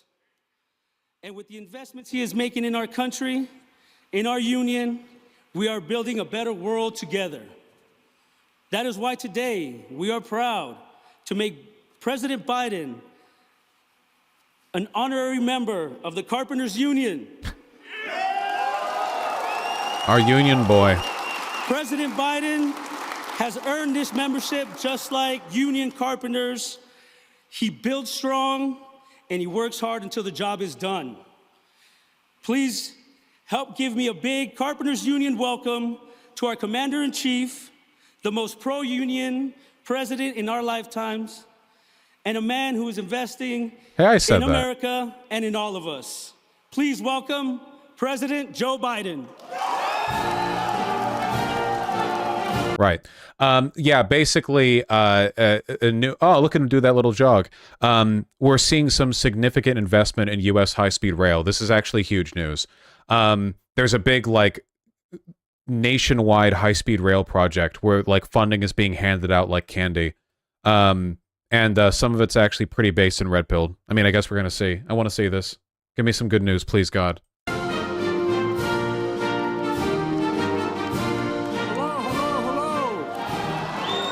Hello? Hello? Please take a seat if you have one. If you don't, you can build one real quickly. I'll tell you what. You know, I was thinking back there when it says I was speaking that, man, he's old. Harry Reid, I told you 35 years ago to get this sucker done. We're getting it done. You think I'm joking? I've ridden on rail probably more than all of you combined. Oh, really? I got to tell you, it's going to make this longer. I apologize. Real quick story. I was vice president, and the Secret Service is the best in the world, but they don't like you riding a train because so many things can happen on a train along the way. And so, but I was going home to see my mom. I was catching a 5 o'clock train I used to take every single day, a 7 o'clock train out of Washington. I live 150 miles from Washington, and I took the train every single day because my wife and daughter were killed. Okay, he's going to be doing this for a while. In the meantime, let me explain. President Biden announces $8.2 billion in new grants for high-speed rail and pipeline of projects. Basically, this is a combination of the federal government providing funding and the federal government telling states, like the highway program, hey, if you're willing to... Yeah, you can follow along in sign language. If you are willing to spend 20% on this, we'll go the other 80%. Help deliver high-speed rail service in California's Central Valley, brand new high-speed rail corridor between LA, Nevada, and Southern California, works in Virginia, Pennsylvania Keystone Corridor. We've got a map down here. And there are a lot more plans that have been laid out in a kind of roadmap for future development. Oh, I love those high-res images right here. That's lovely. Can we get, like... No, of course we can't. To view the full list of project selections, please click here and here. No preview available, huh? Really? All right, let me open these up. Well, guys, I'm a real guy, not a joke. And, you know, before I get started, though, I should say a few words about the terrible incident that's happened and all my colleagues have recently spoke to. First of all, 2 state Nevada troopers killed in the line of duty. They're helping a driver in the... And we have it. Okay. Look at this beautiful, beautiful bullshit. Okay? Summary, program purpose. The federal-state partnership for intercity passenger rail program will fund capital projects that reduce the state of good repair backlog, improve performance, or expand and establish new intercity passenger rail. A lot of this is also maintaining existing rail, which is very necessary because our infrastructure is dog shit, okay? So they talk about the terms. Alaska, bridge replacement project. Probably a good idea. I don't know. Who's been to Alaska? California high-speed rail. For those of you who don't know, California high-speed rail was voted on back in 2008, and since then, it's the estimated cost of its production would be something like $100 billion. In fact, I think they talk about that here.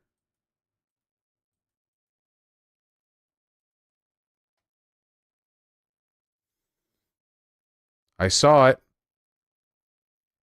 I saw it. You're not taking this from me. Oh, I've lost it. Anyway. Illinois, Chicago Union Station Mall Platform Reactivation. Union Platform. Maine, Downeastern Corridor Tract Improvement Project. Montana, Nevada, Brightline West High-Speed Intercity Passenger Rail System up to $3 billion. The idea of a direct metro line that runs from Los Angeles to Nevada is insane. This is like an economic slam dunk. It's difficult. It's difficult to explain how much of a slam dunk that is, you know? Oh, I found the article. Listen to this bullshit. Fucking California. In 2008, California voters gave their blessing to a 500-mile project promised to carry passengers between LA and San Francisco, fully electric train. More than a decade later, the price has ballooned to more than $100 billion, of which only about $25 billion in funding has been identified by state officials. Today, officials are focusing on a 119-mile stretch that would connect the cities of Merced, Fresno, and Bakersfield that will not open until at least a decade from now. Great. Yeah, just love California. Love California. North Carolina rail to Richmond. Pennsylvania rail modernization project. Virginia transforming rail project. There's a lot to it. This isn't even the only thing. They talk about it more here in like text form. Is there an explanation to ballooning costs? It's very complicated, but I can summarize it by saying Lamau, California. Anyway. It's good news for once. Doug does what he says. He never backs down, and he always knows what to do. God love you, Doug. You're a great friend. Thank you very much. He's still doing the anecdote. Isn't it crazy how the best case scenario is that this man is still president 5 years from now? That's great. I love that. And, you know, I was telling Doug, the first union ever introduced me were the carpenters from Newcastle, Delaware, a town that's 370 years old on the Delaware River. His name was McCullough, and he was a crotchety old son of a gun. And I was running for the Senate as a 29-year-old kid. I come from a very modest family. Anyway, to make a long story short, I was running, and if I got elected, which I did, I was going to be 17 days too young to be sworn in. I had to wait a little bit. And McCullough looked at me and said, I'm going to endorse you, Biden. You understand what we're doing, but damn, boy. This is very difficult to listen to, I have to say. This is insufferable. I have stuff I could be doing. I delivered all the important information. Make me president. Sorry. Not getting anything from this shit. He's so old. Come on, he's quirky. I can't even understand what he's saying half the time.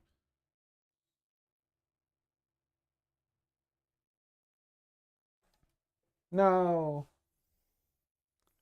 Little Ruben. I've done that plenty. Canoe.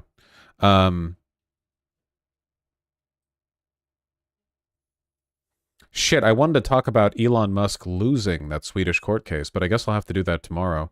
I feel like stream really flew by on me. What did I spend all of stream rambling about? What did I do like a rambling tangent? I don't think I did. I'm pretty sure everything that I talked about was at least somewhat political.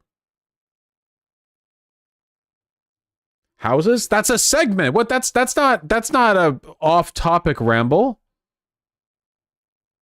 You started an hour late. That's true. Yeah, because I felt sick last night. That's true.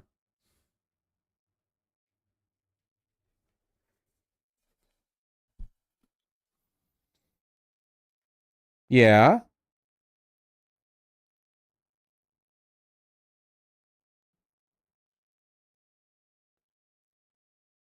Wow.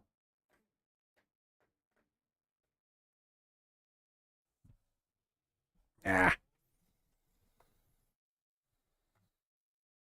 Zoomy.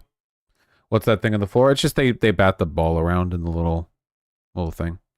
The prawn. Also politics. Blood is always waffling about something. I'm reading donations.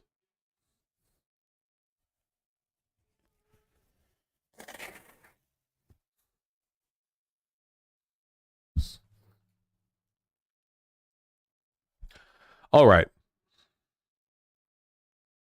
Virtual Solari and Costa, thank you for the tier 1 subs. Linkman95 and Build-A-Dog, thank you likewise. Change the internet, thank you for the very kind $30. I really appreciate that. How would you change the internet if you could? I don't know. Internet regulations are really, really complicated, and I know that, like, making them without a full knowledge of the systems involved usually backfires, and I don't know that much. I don't know. Maybe some, like, changes to DMCA law, but that's all I can think of, mostly because I'm affected by it. I'd have to think about it. Blunder and Kelso, thank you for the 5 both. Really appreciate that. Dubmander, thank you for the tier 1 sub. Really appreciate that as well. Bellabell, thank you for the gifted tier 1 sub. Ponquecitos, thank you for the $5. Thanks for covering Vuvuzela. Nice to see my home getting attention, despite the circumstances. Critical support for the fashion art, by the way. Fuck the haters. Thank you for being a pro-drip viewer.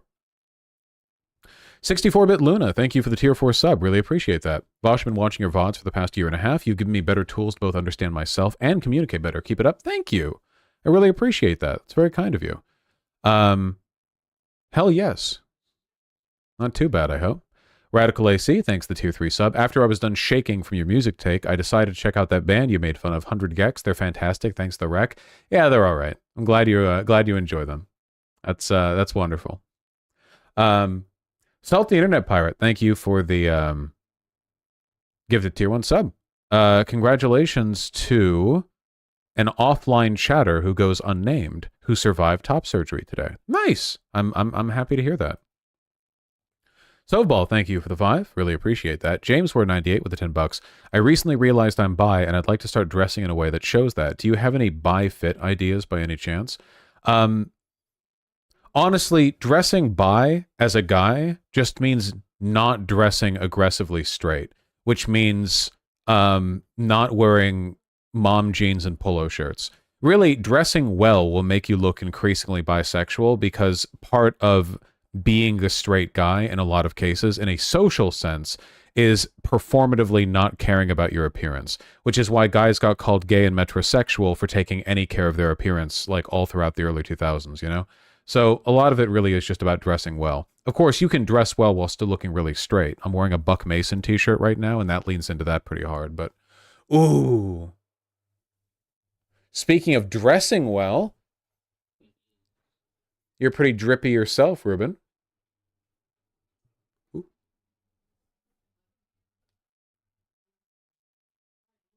Ow!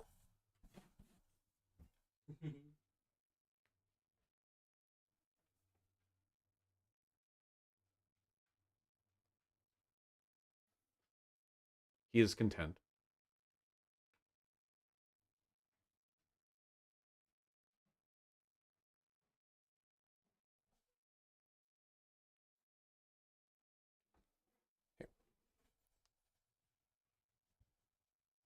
Okay.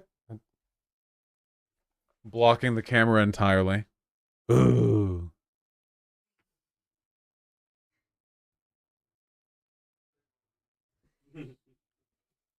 He's so big.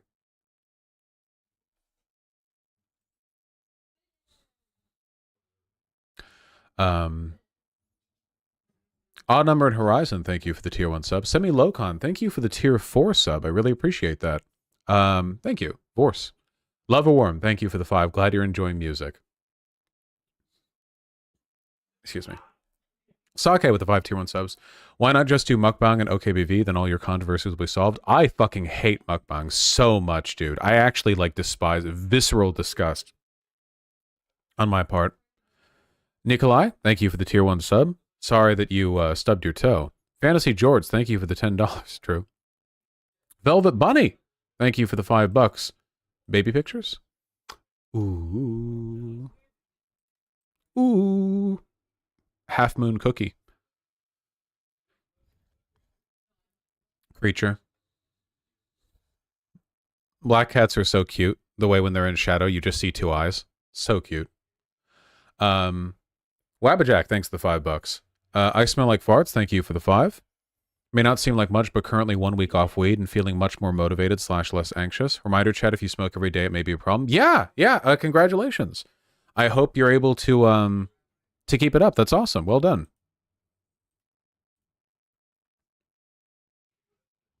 HS55 Delta, thanks for the $5. Vaush, are you going to talk about the conflict in Israel that's going on? I haven't heard of it, but I can look into it in a future stream and we can talk about it. Low-key Glamour, thank you for the 10 tier 1 subs. Really appreciate that. You know what it is, day 5 reaching out to you, who read my now solicited thirsty Discord DMs. I keep telling you it's not going to happen.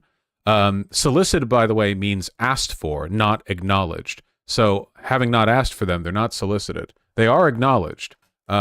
You're free to continue scaling the donation amount, though. It's also an option. Wabbajack, thank you for the 5. Been getting into fashion because of you, but I'm fucking huge. 6'3", 300 pounds, and good-looking clothes are kind of hard to find. Any resource / recommendations?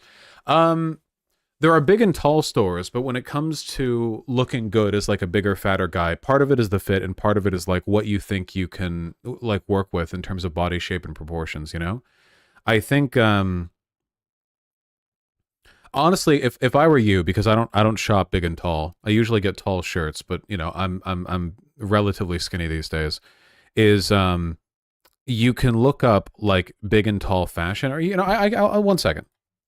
Reddit, because you have to look up everything with Reddit these days. Big and tall men's fashion. Big men fashion advice. 20K followers. Usually what you want to look for is like fit or aesthetics that you like. But I don't think this is going to be that helpful.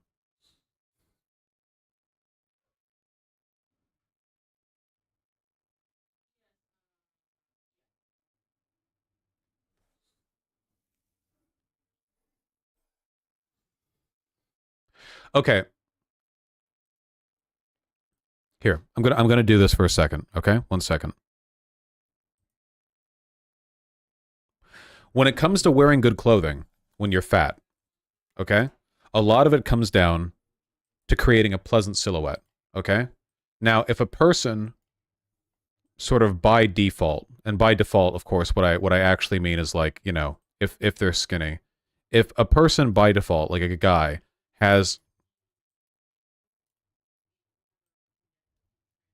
a body shape kind of like this, you know, or just skinny or vaguely fit or whatever else, clothing that gets drawn on them from this, or clothing that you imagine them wearing, tends to follow a really easy to understand silhouette. The pants wouldn't flare out like that probably, because most clothing is kind of built around the assumption that human bodies are roughly tube shaped. You know what I mean? What am I looking at? It's hard to quickly draw with a mouse, okay? Now, when a person is fatter, okay, they normally get fatter in one of two or in two of two directions, okay?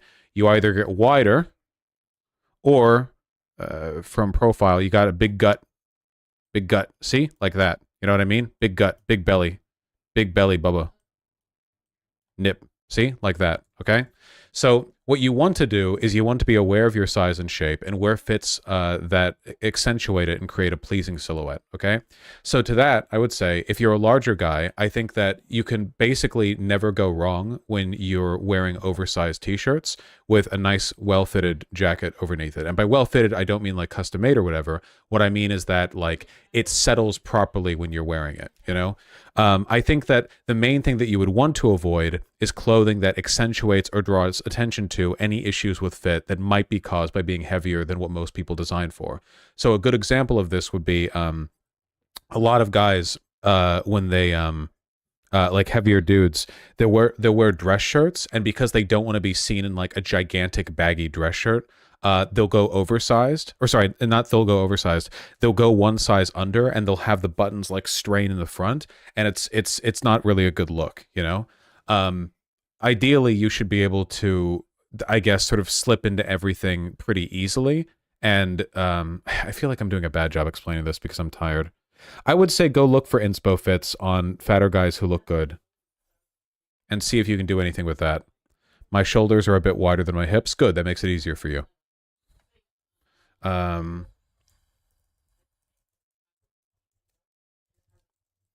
but it's also a matter of how you want to dress, right? Like,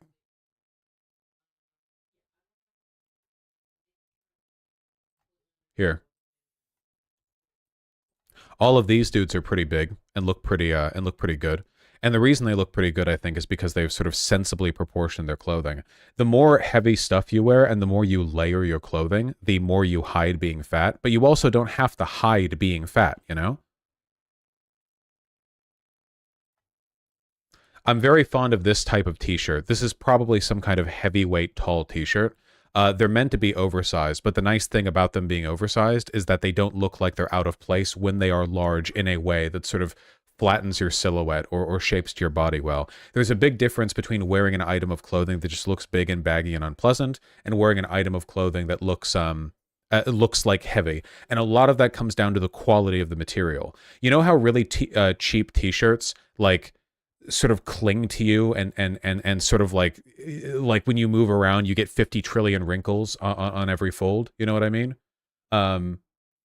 Whereas with like heavier materials you get a very pleasant sort of drape on the clothing, and the drape makes a huge difference. It's very very very important. So heavier items tend to work pretty good because they create that pleasant silhouette.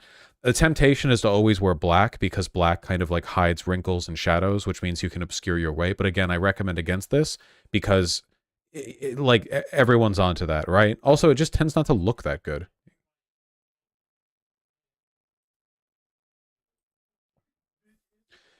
Also, in my experience, I think that for bigger guys, a particular aesthetic of clothing that tends to look really good is workman's clothing. So that means this is a trucker jacket. It could be a trucker jacket, a chore jacket. It could be a field jacket. A denim jacket usually is like a pretty reliable one. There we go. I think those tend to look really good because they contribute to the impression of you being robust, sturdy, healthy, strong. Whereas sometimes there can be a kind of perceived incongruity between wearing clothing that's considered more effete or delicate. Not to say, by the way, that that doesn't work. A good example of that would be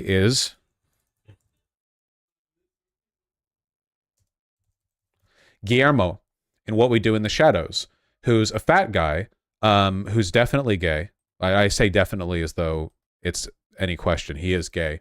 And he always, always, always looks on point. A lot of that is because he lives in a cold climate, so he can get away with heavily layering. But Guillermo consistently looks dope.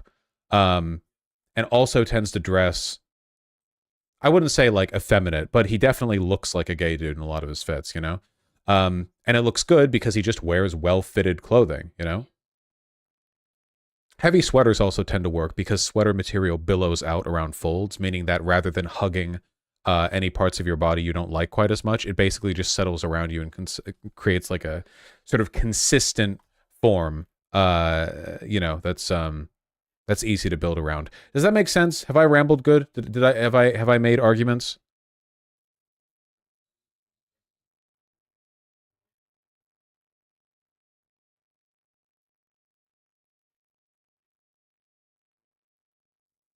I think I get it. Nice. Oh, also, streetwear is incredibly easy to get into as a fatter guy because so much of streetwear and looking really fucking fresh in streetwear is like layering a jacket over a hoodie with sweatpants or with baggier like straight leg pants. And that shit looks the same no matter what size you are. Like deliberately oversized clothing.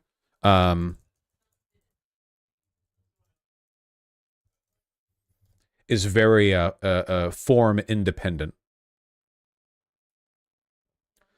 Here's a good example too. This is another reason why I suggest straying away from black. If you really want clothing that doesn't like wrinkle heavily and sort of provides a compelling and pleasant silhouette, you can also just have nicer materials, you know? Notice how much worse this outfit would look if the shirt was black or if the coat was black, you know? Because of the yellow pop, it actually looks, in my opinion, pretty bold and pleasant. You know, you know, your taste can vary, but I think it looks good. And because it's a high quality shirt, it doesn't sort of look awkward.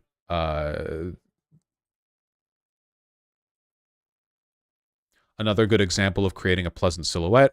Notice how by wearing a this is like a short cropped cardigan, I think. By wearing something that flows out at the waist and at the sleeves like this, even though this guy is fat, it doesn't actually, like, his silhouette doesn't look fat, does it? Yeah, like a short kimono. His silhouette actually looks pretty trim. He looks big and bulky, but a lot of that bulk is because the shape of the clothing is meant to provide this kind of like wide, low flaring rectangle block of pattern. You know, it sort of draws attention to the deliberate shape rather than, you know, hopefully that makes sense.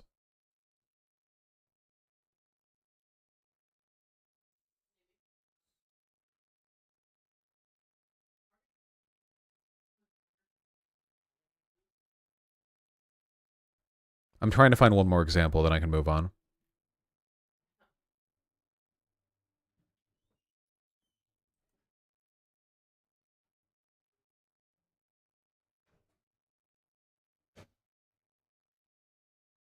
Man, they do not show a lot of fat people when you Google fat people.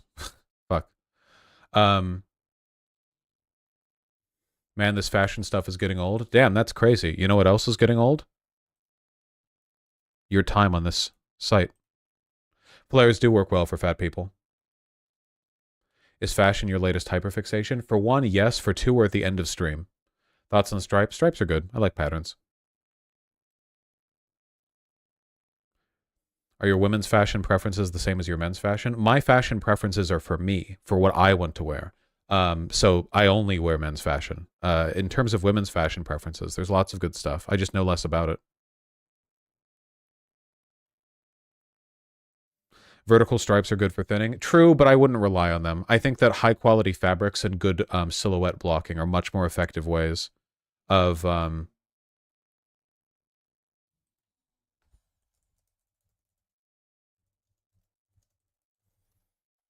getting that across.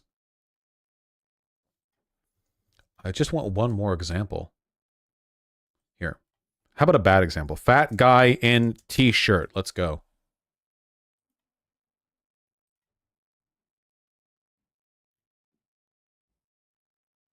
Trying to find a good example. Here we go. Okay.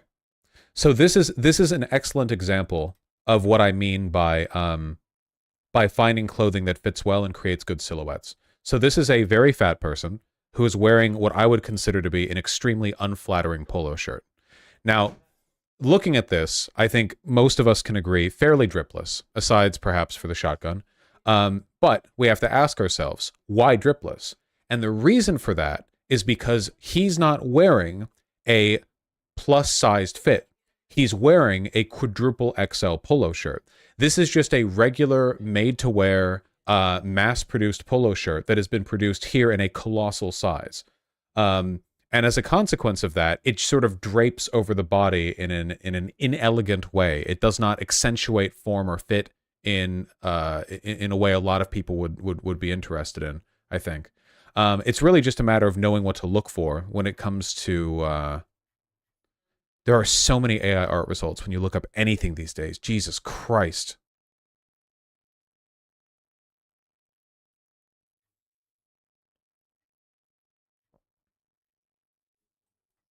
Fat fashion man t-shirt. Let me see if I can contrast this against fucking... It's crazy. It's like all AI now. What the fuck? It's already ruined the internet.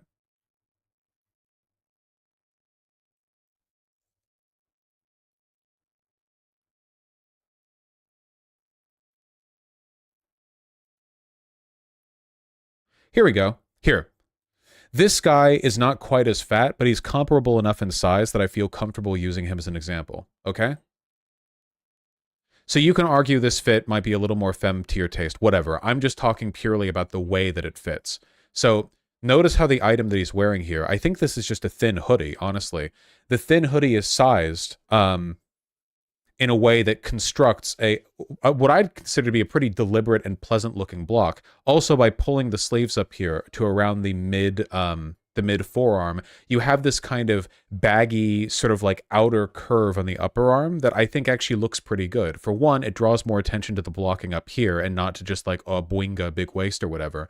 And for two, it means that you have a kind of flare and taper down to the wrist, which accentuates the, I guess the contrast between the forms that you're trying to build. It's good for building that sort of thing. Here, of course, because this is a quadruple XL, the sleeves are huge and they just go down past the elbow, which, you know, it's just a matter of finding the right fabrics. Does that make sense?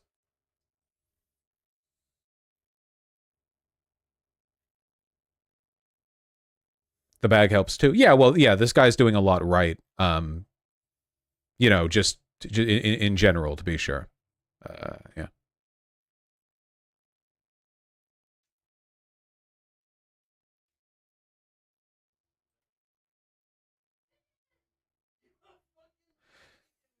Generally speaking, Ash keys, yes.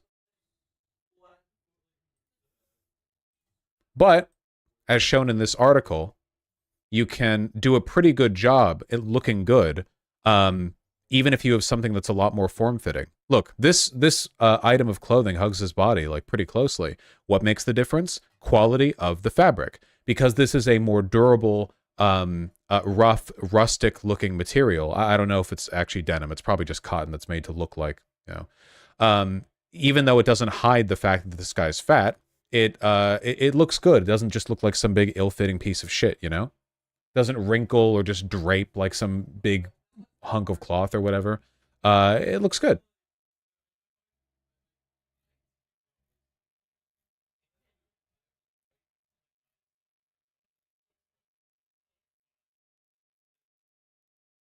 Hell yeah, brother. Okay, sorry, this took too long. Somebody asked me a question in earnest. I offered my advice. Blah-de-blah. Blah-de-blah. No, Vaush, all these people seem to be pretty well trimmed in terms of their facial appearance. Yeah, because they're models.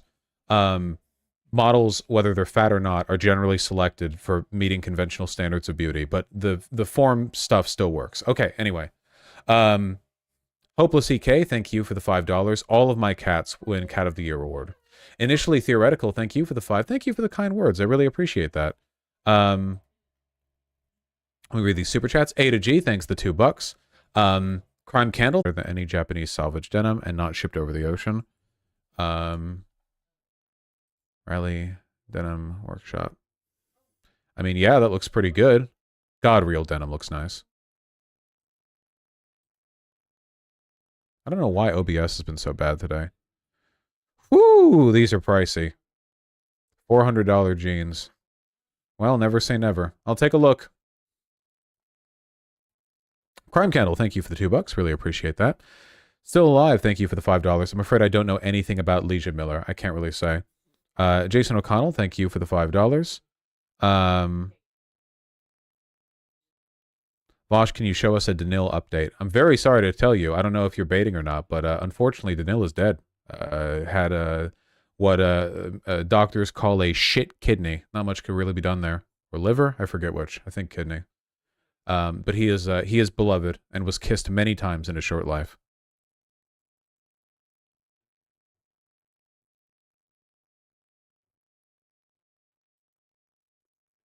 Odd Patty Comanane, thank you for the $10. Just realized British King Edward VII had a sex chair, specifically designed for him to have sex with 2 women at once. That's dope. I also have one of these. Oh my god, it has a diagram? It literally like the whole swapping thing? That's crazy. That's based as fuck. I want elites to spend their money on shit like this, okay? Look at the diagram. Oh my god. Actual degen. Yeah, true. Actual degen. Yeah. Okay, guys. I love you very much. I know that stream was a little bit low energy today. But sometimes it do just be that way. I'm looking forward to streaming tomorrow. I'll see you guys soon. In the meantime, I gotta stop and get some, like, antihistamines or whatever, because the sniffles are getting too bad. In the meantime, I'm going to send you guys over to Dylan Burns TV, okay? Because he's a cool guy, and he's currently single-handedly fighting the war in Ukraine against Russia. Powerful stuff over there, okay? Take care, everyone.